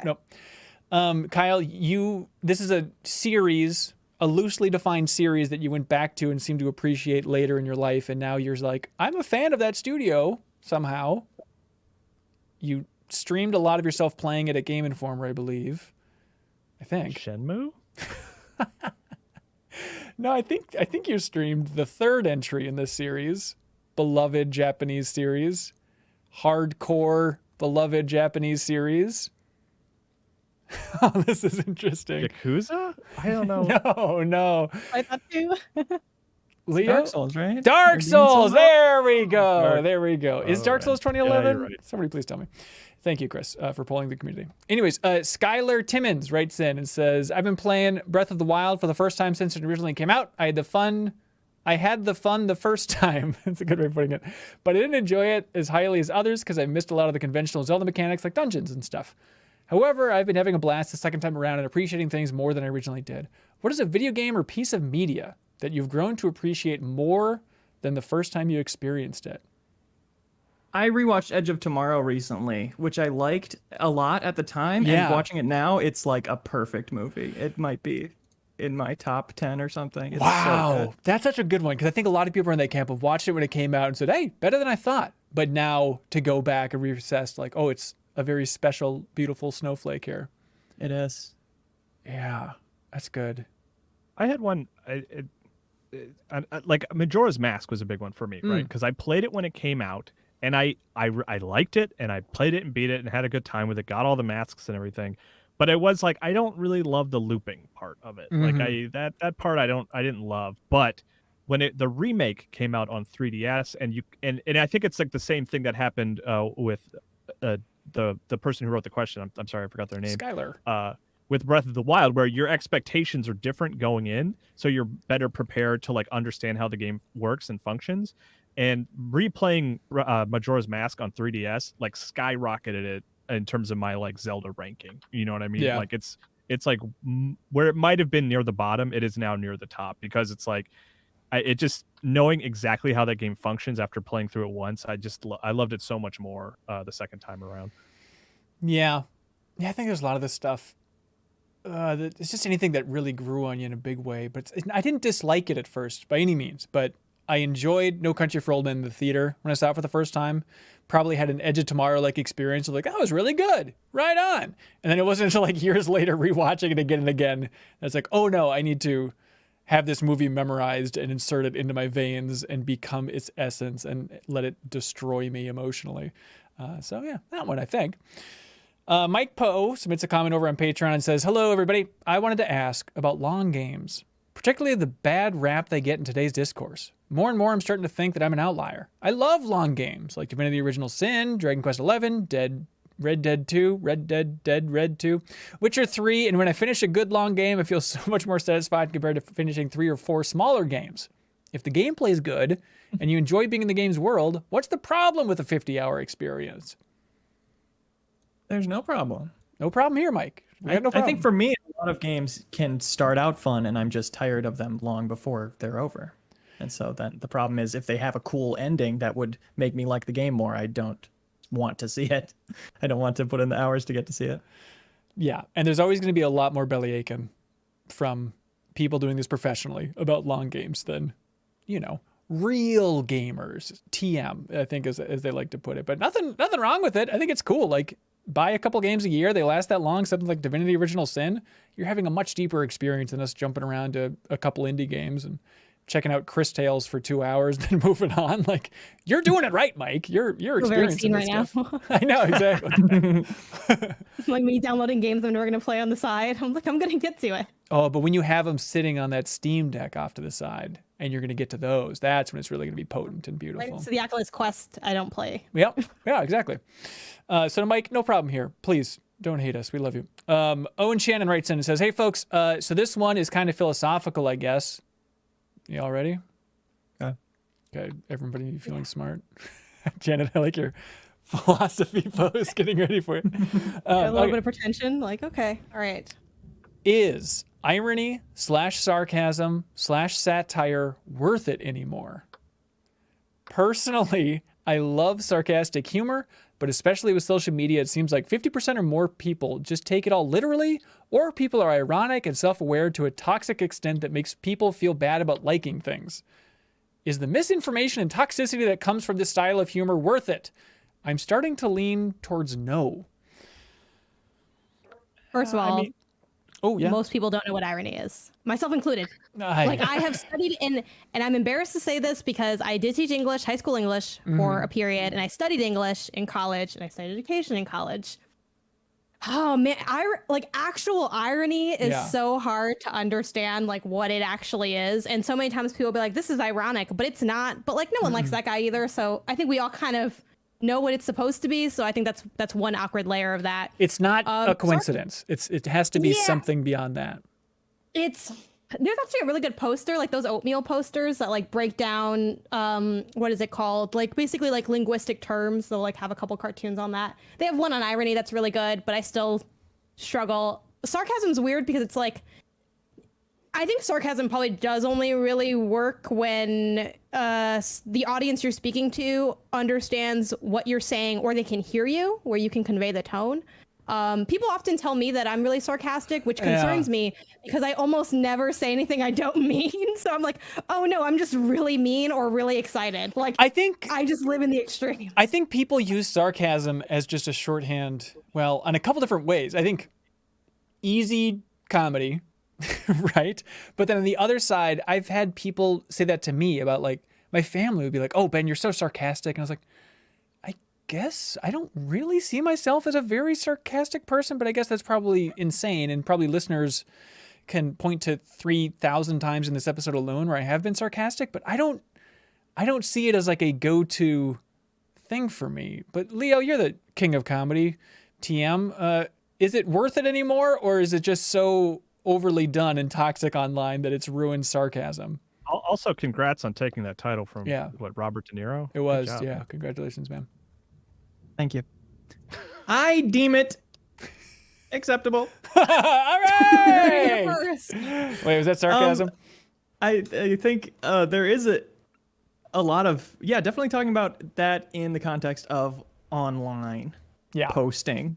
It is definitely dangerous. You know, I think you see a lot of people making fun of, you know, wokeness or whatever by making this super ironic, ridiculous post about that's supposed to be like uber woke, and then it's taken completely seriously by certain corners of the same, you know, side of the spectrum, and they're like, look at this ridiculous thing. Look how ridiculous the idea of caring about other people's feelings has gotten. It's gotten so out of hand. And it's like continuously feeding that cycle is itself doing parodies. And I just feel like people need to be responsible with that kind of ironic posting, and they are excited by not being responsible about it, so it won't ever be changed. Yeah. I think I often think about your E3 video, Leo. And I think about, I'm trying to remember what the game was where, with the bees, your wonderful video with the bees, the big E3 recap. What's it called again on our YouTube channel? E3 Hive. E3 Hive, of course. That's a better way to search for it. Yeah, bees, yes. Yeah, there can't be too many of those. But there's this one moment where it's like, you're like, I don't want to be mean to this game, but I need to say something. Do you remember the one I'm talking about? I forget what the game was, but it was just that Fallout. I don't 76? Maybe it was. Yeah, and you're like, my mother told me not to say anything at all, that type of thing. But it's just that, I don't know, it's that reflex of, yeah, I guess the shorthand for humor is be mean. That's always something, out. you know, writing jokes. I have to very intentionally catch myself of like, my first thought is usually to dump on this thing. Right. And then even, you know, by the time I'm recording it, it's like, oh, well, this isn't one of the stronger ones. It just technically was a joke and I sat with it. But I have to really go through and to be like, what's the meanness to clever joke ratio here? And am I happy with it? Right. And on the much smaller scale, yeah, I experienced that when we do our Thanksgiving jokes about the year and stuff, where I do find myself like, oh yeah, how do you write a joke about a game that isn't just being mean about something about the game or the developers? It's surprisingly challenging. Try it at home, everybody. Grizzled Gaming writes in and says, hey everybody, what do you think was the last major innovation in gaming? Simple question, difficult answer, I'd add. On the hardware side or the game design side? I don't know. Last major innovation. I mean, if you just say PlayStation 5, you're going to be so boring. I'm going to boot you from this call. VR. I don't know. Yeah, VR. I VR's mean, not a bad answer. You're honestly, probably Boring, though, right. right? It is ungodly boring, but yeah, I think you're right. I was trying to think. I don't have a great answer, but I was just trying to think of like gameplay mechanics that, you know, popped up in a game that everyone was like, "Ooh, I'm gonna use that." You know what I mean? And I can think, Yeah, jumping out of an airplane. well, not even a mode. Like I was thinking more of like, and this is further back, but like Ocarina of Time having lock on, right, where you could lock on to an enemy to engage them in a fight. That was like everything had it after that. You know what I mean? And I was like there's got to be stuff like that has happened recently, but I can't really think of anything. Just like a mechanic that everyone grabbed onto and just used. Fast What was that, travel's Janet? interesting. Fast travel. But when did that come out? I feel like that's been out for maybe secretly a long time. Probably. Fast travel's been around. Yeah. But yeah, I don't know. That's I mean, there's like I was thinking mechanically as opposed to hardware, like I think true game design that really everyone saw and was like, oh my gosh, like, you know, I mean, Breath of the Wild had a little bit of that. Like we've seen a lot of climbing and stuff like that now, you know, which they didn't invent climbing or anything. Breath of the Wild didn't like invent climbing in video games, but the way it was integrated, I think, was like, you know, really broke down barriers. Like it's tough for me to play games now where there's barriers in the way. You know what I mean? Especially in open world settings. Because they're constantly getting broken by Link. Yeah, this is kind of a fusion of hardware and design, but crossplay? Does that count as the last major innovation of just finally now it's almost an outlier for a game doesn't have crossplay? You're seen as an old stodgy beast. No, That it's I just a little struggle. too boring. I don't know. Everything's Yeah, boring. I struggle to call that an innovation too, because it was more like, why doesn't this exist? Yeah, what it's I mean? interesting. It was just wrong for a few dozen years. That's Now it's six. Right. Yeah, I don't know. Let us know in the comments what stands out as the last major innovation, Someone in design-wise. chat mentions asynchronous player stuff, like the signs in Dark Souls and like the structures you can do in Death Stranding. That's a pretty cool one. And I think that is something that, you know, they said entirely reliant on more modern tech. Yeah, where you couldn't really do that for a long time. Yeah. Also, someone also mentioned the warp pipes as fast travel. I don't think so. Like, come on. I mean, yeah. Oh, hey, you could play the flute and Link to the Past. I only think in Zelda. Turns out. Yeah. Now we're getting into like how like this is technically that kind of like now we're getting into like hamburger is a hot dog. The hot dog's a sandwich territory. Next thing you're gonna tell me a hamburger's a hot dog. I get, or yeah, a hamburger's a hot dog. But like that doesn't make any sense. And if you go to a sandwich shop and you ask for a hot dog, they're gonna think you're an idiot. Like you know. Right. Although I'd like to see No it try. offense to the bad person who made the comment. But yeah, Grizzled Gaming, that's a good one. Ian T. Clark writes in and asks, what non-social media related app do you use on your phone the most? Safari. Cool. I use one called Overdrive to read library ebooks. Really? Does Gmail count as social media? Yeah. Yeah, it probably is. Wait, Really? This is always The on hand. Starbucks app. I feel like I'm very basic sounding. Kyle's doing those That's a sounds. good one. He uses it on a daily basis. I don't even keep it in a folder. You know, I just got to have it ready. Every time your daughter eats a vegetable at the dinner table. You know, here's one. This one is like, my daughter would always ask me how to spell things, so I found an app. She doesn't need it anymore because she's very smart. But like, I found this app that I could just write things out in big text. So she'd be like, "Dad, how do you spell monkey?" And then I would just be like, "Here," you know. Instead Look of at To this speak with her as little as possible. yeah, what are you talking Yeah, about? that's parenting. I'm That's confused. min-maxing. No, it's the difference between spelling out a word slowly and just being like, oh, here, I've just written it for you. Yeah. You know what I mean? Yeah. I found it very handy. Okay. I'm just trying to think of weird stuff, man. Mm-hmm. Hey, pop quiz, Leo. Hands where I can see them, buddy. Now give me your frickin' money. Okay, Leo. Oh, your cat's tail is a little hand up as well. All right, Leo. Spell Looney Tunes. Looneytunes. Correct. Yeah, good job. Do I win the bet, Hanson? Yeah, I guess so. No, Kyle and I were debating in the Max spoilers for Space Jam, which is up on YouTube and in the Patreon exclusive podcast feed. We're trying to figure out, polling 100 random people on the sidewalk, how many people would spell it Toons versus Tunes? I think a majority would go Too. I agree. Okay. But we're And like my really argument smart. was that the logo is very iconic, so people know how to spell it. Because But they would think it's a Mandela effect thing, the TUN. Yes, yes, you're totally right. Yeah. I think logos can be iconic, but the spelling in the logo, Kyle, like the Berenstain Bears, like that's an iconic logo. It's up there with Coca-Cola. Can't get away from it. But the spelling, I think. Anyways, yeah, for app, I use Strava every day when I go on my morning bike ride. See, but isn't that social media because you can connect it with people? But like, does it count if I refuse to do that and I have everything default to private because these times are for me only? I think that's just you being Weird. how you are, You can like, say, you know what I you can mean? use another word there. Like, That's if fine. I like don't follow anyone on Twitter, but I still am opening it and just looking at like trending like you know what I mean? Like I just like the UI. Well, I think the better comparison is if you sign up for a Twitter account, don't follow anybody. Well, yeah. Actively privatize your account and make sure no one follows you, but still post tweets all the time. I Right. think that's Like, the even though That you're comparison. sounds off. ideal. Mm-hmm. Yeah. Okay. Yeah. Caleb Murray writes in and says, "Hey, Pod Crew, I know this is more of a crossfade thing, which is your music podcast, but I recall Hanson mentioning several times, and I just got to know, has Hanson or anyone else listened to the new Modest Mouse album, The Golden Casket? If so, what do you think about it?" No.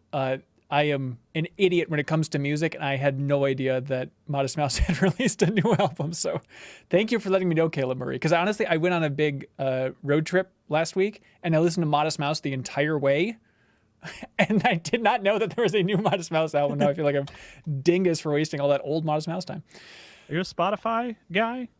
I don't pay for it, but I downloaded it last year, so Okay. you can't 'Cause listen that's to an how album. I find out when bands I like have new music. Is I get an email that's like, "Hey, this band you like has a new album." I'm like, See, oh, I turn thanks, those Spotify." off. Like, I don't want you emailing me. Yeah, I don't know. It's how I learn about new music because I don't listen to a lot of new music lately. My name is Dan writes in and says, when was the moment you realized you were taking the hobby of playing video games more seriously than the average person? This is very revealing. I think for me, it was like talking to my friends about games, and I would use a developer's name, and they'd be like, we don't know what you're talking about. I'd be like, oh, like, I remember like when I started at Game Informer, we'd just be in the issue meeting or something, and people would be like, well, Randy said the other day, and I'd be like, what is this? Oh, they're talking about Randy Pitchford. Okay, got it. But like, yeah, just recently, like maybe when we were recording the Lord of the Rings commentary track, Leo, with Ronnie, but I mentioned like Cliffy B, and Ronnie's like, who is that? I was like, oh yeah, that's right. Like you just like games. Like there's no reason you should know who Cliffy B is as an individual, unless you're talking about his hot new book, which I am excited to read whenever that thing comes out. I don't think it's out now. But yeah, does anybody else have another example of when you realized that you were taking it way more seriously? I've always felt like I was better than my peers. Yep, in most So I ways. can't pinpoint. Yeah. Well, I had I guess like late middle school, early high school might have been a point where I was like maybe getting into it a lot more than other people. But then I started working at a GameStop and worked there for a long time. So I was kind of always surrounded with people who were as interested in games as I was. But yeah, I certainly had friends I played like in bands with and music and stuff, and they would play Halo. And then I would be like, oh, we should also play this. And they'd be like, no, we're good. We have Halo. Like, we don't have to. But you got to check out Brute Force, guys. It's And the you know same what? engine. You still have Halo, which is crazy to think about. Mm-hmm. Like the people who still only like played like that one or two games still have that. Yeah, I think watching E3 is probably my biggest indicator. That's a good that one. I'm like weird, But I wasn't like trying to talk to people about E3 on Monday. Like, did y'all see?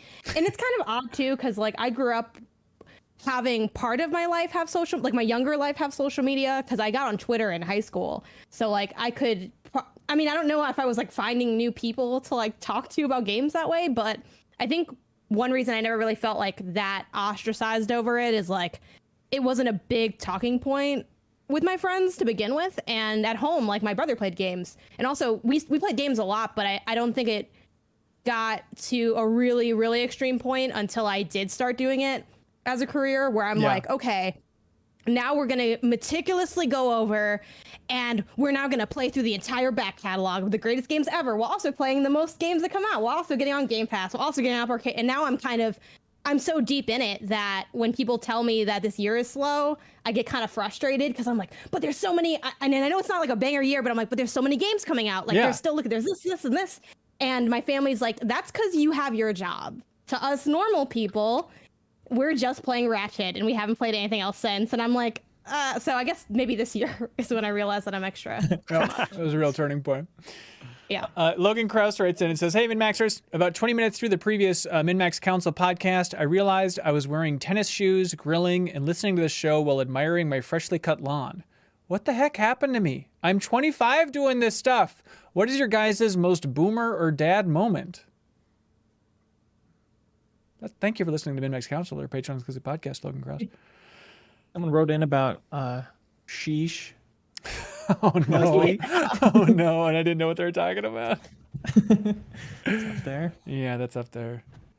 I had one where this last weekend I was hanging out with a bunch of like old high school friends and stuff, and we went to a beach, and then we went back to like the campsite, and we're heading back to the campsite. And look, this is a long story with very little payoff. I just want to prepare everybody for that. That's my favorite kind of story. Yes. Basically, one of my friends forgot his t-shirt at the beach.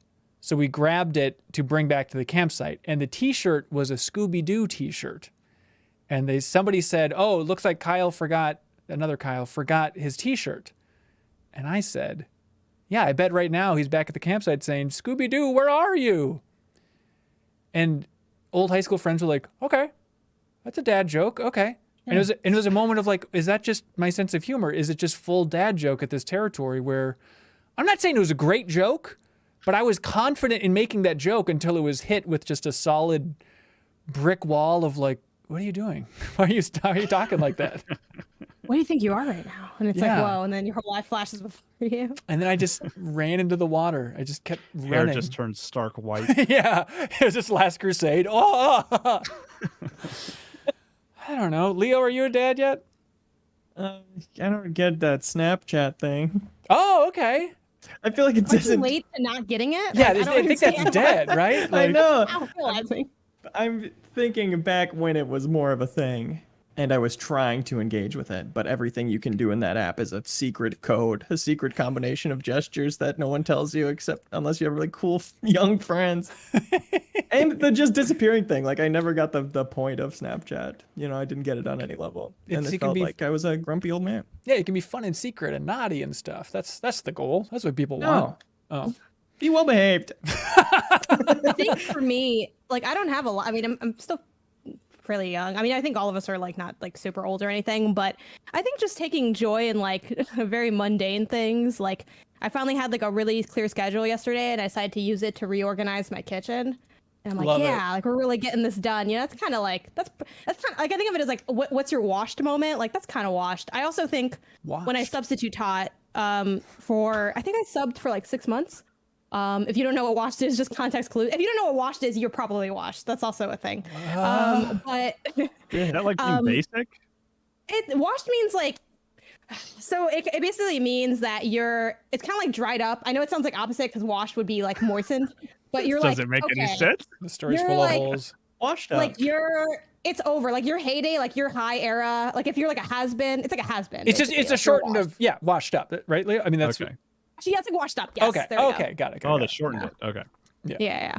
But I think just like not knowing like what apps like actual kids use, like because I would sub in like high schools, and you know the students would be secretly getting on not Omegle, but something similar that's like an app version. And first of all, I'm like, you're not gonna do that here for a lot of reasons. Two, Yeah, everyone who's an adult now who did that realizes that's like extra sketch, so don't do that. But also, What like, is it? I just didn't know what Omegaly? apps they were naming.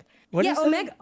Omegaly or Omegle or whatever. Like, it's like you could video chat with strangers. It was like pretty big back in like Oh, I don't know, like a It had a long time ago. different Some name. people still use it, but Chat there was like roulette? an app. There are Yeah, different there was- things that are the same. Yeah. Weird. But there was like some random app they named, and I never heard of it, and I still haven't heard of it. So I think just not knowing what apps young people use is Yep. kind of like, all right. I get it. Garrett, Oddly, I was just looking into it recently for a video, the difference between chat roulette and Omegle. I went to chat roulette initially, and there's a unmoderated section that is closed forever because of Really? what people get up to on those video chats. And on the other hand, Omegle has an adults only one now, so Oh, they kind of fun. went different directions with that. That's There the we difference go. between them nowadays. Garrett Becker writes in and says, "Yo, Benz and the other people, my girlfriend and I are getting back into VR. This is an interesting question. I have an Oculus Quest 2, and it's awesome. See, Janet? They're enjoying it. However, my girlfriend only has one arm. I've noticed that a lot of games won't let her play because of this. Can you all think of any good VR games that can be played one-handed?"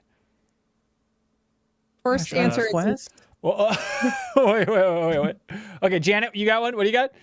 no. I'll go last because I actually don't have one, but I have a comment that's Okay, relevant. Leo? Oh, I'm sorry. Okay.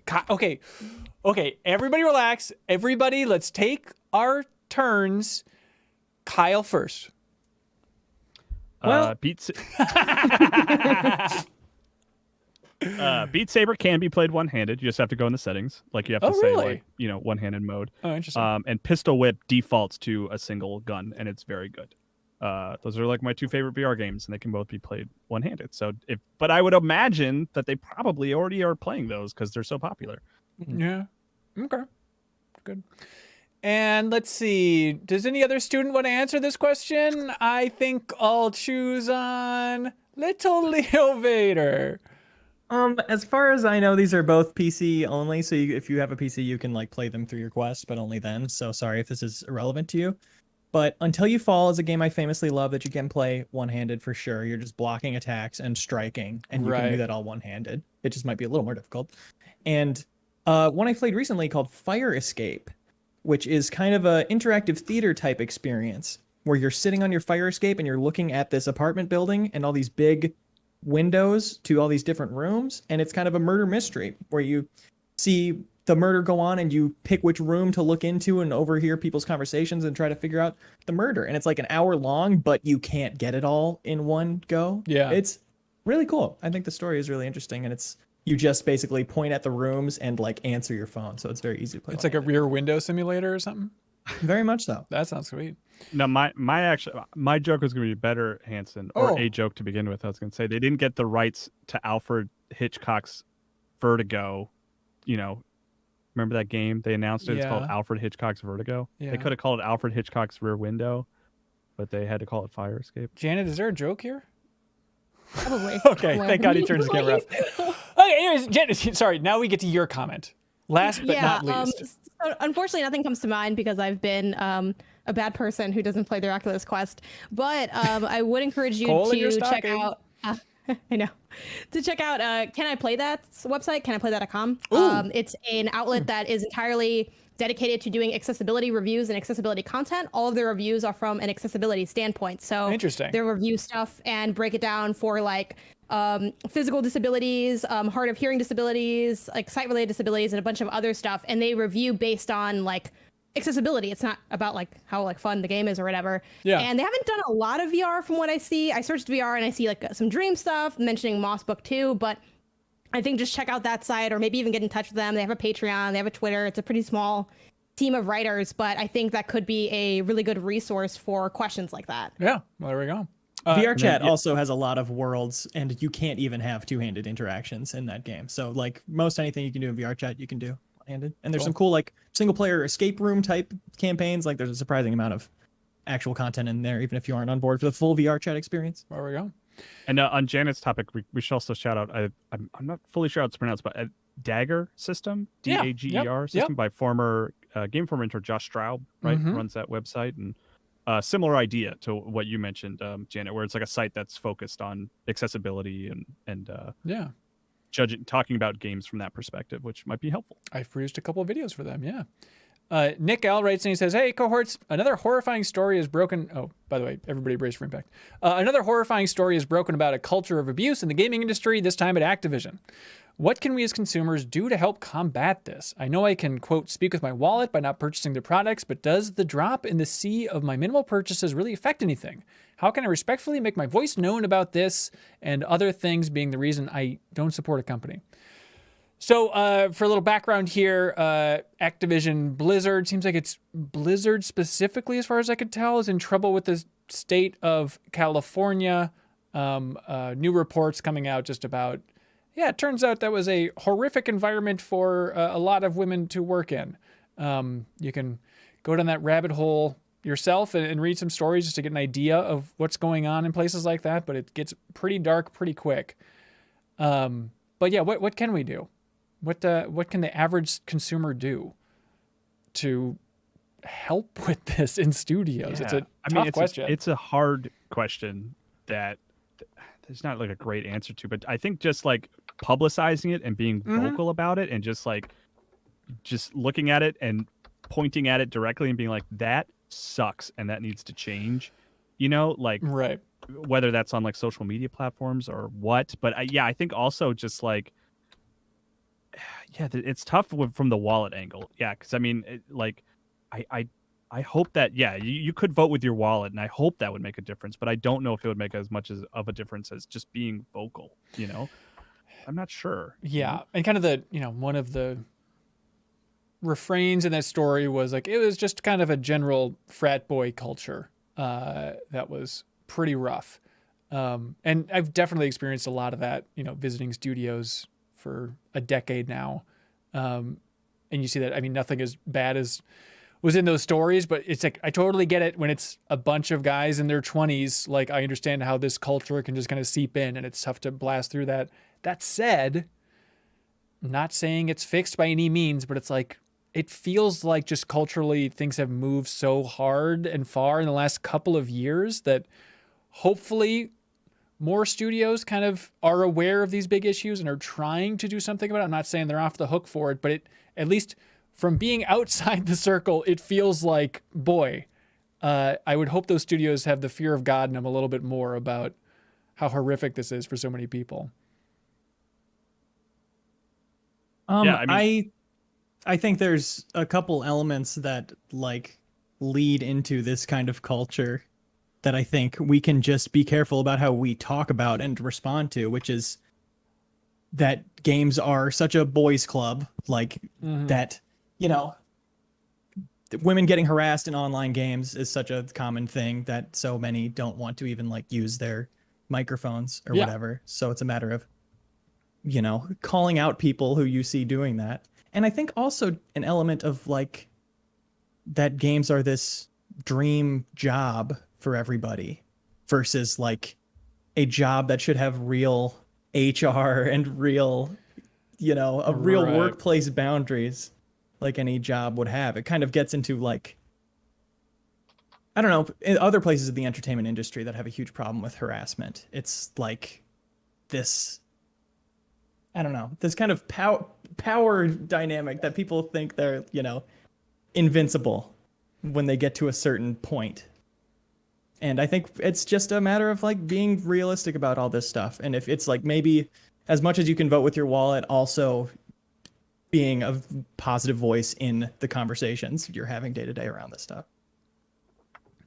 Yeah, I think being like aggressive about what, like, it's not enough to have like a belief in any, and these things have so many parallels to like other, forms of repression that run through society, be they racial, social, all these other things. But it's about being actively against the things that you're not against. So it's not enough to be like, oh, well, I'm not sexist, or I wouldn't say these things, or yeah, like, of course, like I'm here for, I love women in games, like love developers, blah, blah. But it's like, okay, like, but what do you do to really help with that? Like, are you actually doing, and I even have this for myself. Like, I've looked at my own YouTube channel, which is, I have like 2,000 subs, and somehow I have literally my analytics from the last 28 days. My audience is 100% men. Yep. 100% men. And you would think that me being a woman would help with that kind of automatically, but like, it doesn't always. And that, like, for me, that signals, okay, what can I do in a non-patronizing way to get more women, you know, to view my content and to get my content in front of more women? Or, you know, I do a lot of content with men, you know, making content with a bunch of men right now. Like, how can I get myself to work with more women? Like, that is something I want in my career and for the industry. Like, do I actually, if I think of the women I'd want to work with, are there any who are like me, who are not at outlets that I conceivably could build a professional relationship with? And that's not to say that the onus is all on me. Obviously, I'm just using myself as an example of how even someone like me, who is, if you follow me at all on anything, or if you've listened to this, you already know kind of my stance on all this stuff, and I'm very vocal about it. But there's always more you could be doing. Which that's kind of intense, and like, it's a lot of work. There's a lot of work for a lot of things in society, and I think it's very easy to feel overwhelmed by, okay, well, like, there's sexism and there's racism and there's classism and we don't have healthcare, and also the planet's dying and Bezos is flying into space, and also, like, I kind of just I need self-care. I should go to therapy. I need to work out. Like, you know, this can snowball very, very quickly. As far as like voting with your wallet, I think that's always up to what your hard line is. Like, I admittedly haven't voted with my wallet for almost anything. I think the first time I'll be voting with my wallet is when I don't play the Harry Potter game coming out, because I just don't want to be involved in, honestly, for me, that line is because I think if I streamed it, I would have to put such a big asterisk that I don't think it's worth streaming. I feel like I feel like I'd be letting my community down with the kind of community I have been fostering. Again, very extreme case, but like, that's my hard line. You know, I don't listen to Kanye West anymore because he's said some really out of pocket stuff, and I just can't do it. Are there other artists that are also terrible that I also listen to? Yes. So I think that's always very personal. And to echo what has already been said, amplifying things. I think too, if this shocked you, you really need to assess your view of the world. And I don't mean that to be super aggressive or to make anyone feel bad, but I see this with a lot of things when it comes to like race and sexism. People are often surprised who aren't in those groups. And like, for me as a woman and a woman of color in the industry, like, it is horrific, and it is like crazy to conceive of a company that functions in such a backwards way. But at the same time, I'm like, yeah, I could see that. Like, I could totally see that, because like, I lived it. I live it every day in small ways and in big ways. I think being really aggressive about stamping out microaggressions in the space is super important. Like, there are so many times where like me or other women have pointed out like, oh, this comment's sexist, and people will always be like, is it? I think they just don't like you. And you know, you can definitely not like women creators or developers, but I think you really should look at the bigger picture of what's being said, how it's being said.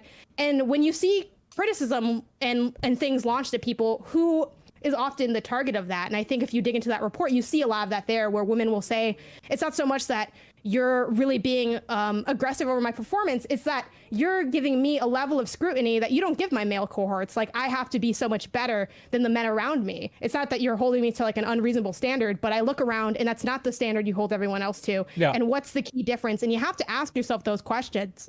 So like, yeah, really, I think just educating yourself, uplifting it, looking how you can be more aggressively for women. Because I do think a lot of people are like, yeah, like, it'd be cool, but what do you actually do to like help support it? Like, if you're on, you know, Twitch, Patreon, wherever, like, are you actually voting with your wallet on that way? There's also a way to do that, where you just support, you know, other women or other developers, or, you know, conferences or talks that have women, making sure that panels have women when they have, like, I've seen all like women's topics that don't have any women on the panels, like crazy stuff like that. I think speaking out against that. And I also think couching all hype in the context of what the studio is going through. I mean, Ubisoft is certainly also one that's under fire. Right. And I think about that every time we cover something with Ubisoft, where it's like, okay, all this stuff. And I see people that I love that work there that are like doing their thing, but also underneath that, there's like this big lawsuit and these big issues. And like, yeah, I mean, that's a very like long-winded answer, but those are kind of my gut reactions to seeing this and thinking of what are the next actionable steps. And yeah, just really being vocal, you know, just like being an ally, looking up and trying to do those things, and just start checking those boxes in as any way that you can with the bandwidth that you have. There we Well go. said. Thanks, Nick L. Question of the week. I know it's a hard pivot back to silly questions. Kind of like the childlike wonder. It was the I first question, like so I don't know if that's No, like. no, I'm with you. I like the childlike wonder too. Maybe it's just the phrasing. How are you guys Well, feeling it's also about nice that? to think of like, when was the last time I was like really just Right. instantly excited about Yeah. something, which was I a think it fun was little good rabbit vibes. hole to dive into. Yeah. All right, there we go. Cade Mead, congratulations. You won Watam on PlayStation from I Am 8-Bit from their wonderful online store. Thanks to I Am 8-Bit for shipping that stuff out. Now it's time for something we'd like to call Get a Load of This. And Get a Load of This goes a little something like this. I got a quick one. Hey, get a load of this, everybody. This is maybe some basic internet stuff, but I was streaming the other day, and I was closing tabs on a stream, and Johnny Moto in the chat said, Hanson, what's wrong with you? What are you doing? And I said, whatever do you mean, Johnny Moto? And they explained that I'm closing tabs like a goober because apparently you can close tabs by clicking the middle mouse wheel, the scroll wheel, anywhere on the tab to close it, which I've been doing for a while now to open them, but to close tabs, I always go to the little X. But it turns out you can close them again just by clicking that middle wheel. Leo, you're doing it right now. I had no idea. I thought you were gonna say the tab, like at least on Chrome, when you right click and you can do close tabs to the right. Yeah. I also just noticed that was a thing. I had no idea about the wheel. Oh, yeah, the wheel. Also, apparently, Control-Shift... Oh, wait. Control-Shift-T to reopen a tab that you closed accidentally. Also a pro tab tip for everybody out there. I think this is game-changing. So I do feel old. This is also back to the old question. I feel. Yep, we're all aging. Thank you, Johnny Moto. Janet, you got one? Yeah, get a load of this. It's sort of swinging back to our conversation with EA Play, but during the pre-show, which was like 15 minutes, very, very reasonable pre-show, they had Japanese breakfast featured for the Sims Cottage Living expansion pack, where they like did one of their songs in Simlish, which is cool. And also, I do want to also give an additional shout out to the fact that Japanese Breakfast, like the band Japanese Breakfast, the group, they have been in a lot of like gaming stuff because they were also at Keely's Summer Game Fest? Question mark, I think it's called, where they did the stuff with Sable, I believe it was, and I guess they're like doing composition for that. So I just think it's cool to see like a band sort of have this, I don't know, little like gaming touchstone within their repertoire of content. Yeah, that's cool. All right, the classic duel between Kyle and Leo. Who's got the first get a load of this? Hey, first one to jump in the arena. Oh. Oh, I was going to say mine's not timely at all. It's super random. It's just something funny that I wrote down in my Leo, notes. you can still like jump in. months He's ago. rambling. Jump in, Leo. Mine is Kyle's. There we go. All right, here, I'll just go. This is like an old article. It's from like 2016. I saw the quote first, which made me go track it down to see if it was true. But it's from the Vulture, and they were just asking a bunch of celebrities about the Batman versus Superman movie that was getting ready to come out at the time. Okay. And they were like, they just asked a bunch of celebrities who would win in the fight, Batman versus Superman, right? Okay. And it's like people like they talked to Sebastian Stan and Tom Hiddleston and Zachary Levi and just like a bunch of random people, and they're all like, I like Batman. Batman's great. I hope he wins. I like Superman. Superman's great. I like him. But the one that I just thought was so funny was Michael Shannon, who appeared in Man of Steel as the villain. Zod, yeah. His quote that he gave back to them when they asked him, hey, we're doing this fun piece. Who would win in a fight, Batman or Superman? He said, I am so utterly unconcerned with the outcome of that fight. So profoundly, utterly unconcerned. I can't even come up with a fake answer. I guess I have to root for Superman because he killed me. So I would hope that he would continue his killing spree and become like a serial killer Superman. That's a new take on Superman. We'd all be in a heap of trouble if Superman was a serial killer. He could just wipe us all out, but then he'd be lonely. And that was Michael Shannon's response to who would win the fight, Batman or Superman. That's beautiful. Love it. There's links below for all this fun stuff. All right, Leo, you've built it up. Oh, hang on, though. There's a one from the community. Shazira posted a link to, apparently, this is in the Discord, 2K soft launches an unannounced XCOM Legends mobile game, which I think I pay attention to video game headlines. This completely went by me. But apparently there is a XCOM mobile game that's been soft launched in certain territories, and people just like stumbled across it. Like somebody spotted it last year apparently, by just seeing an ad on Facebook. Like 2K has just like not acknowledged that this turn-based RPG like XCOM experience is available on mobile now. But wait, so Hanson, you totally missed the Kotaku headline debacle around this game? Yeah, I guess so. What was that?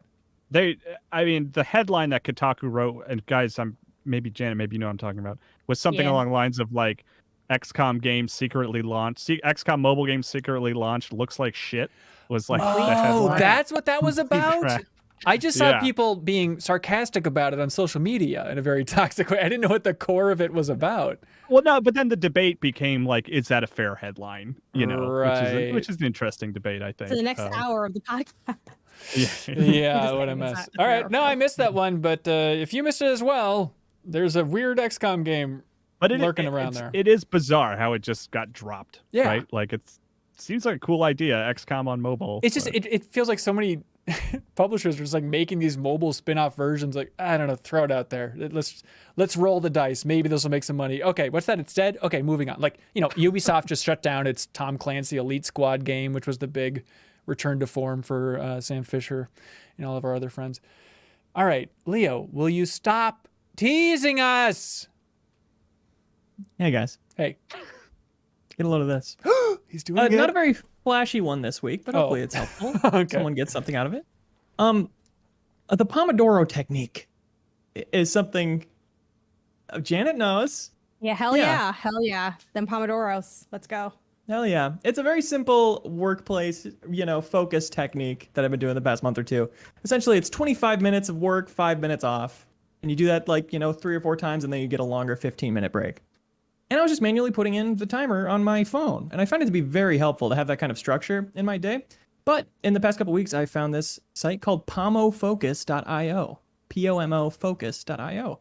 And it is those timers, built in. It automatically takes you between 25 minutes to the 5-minute timer, automatically deploys the 15-minute timer after so many sessions. And you can write down tasks and have different projects. And it builds a graph of how much time you've spent each day of the week on each different project. I found it to be really helpful for me being, self-employed, self-motivating, building that kind of routine.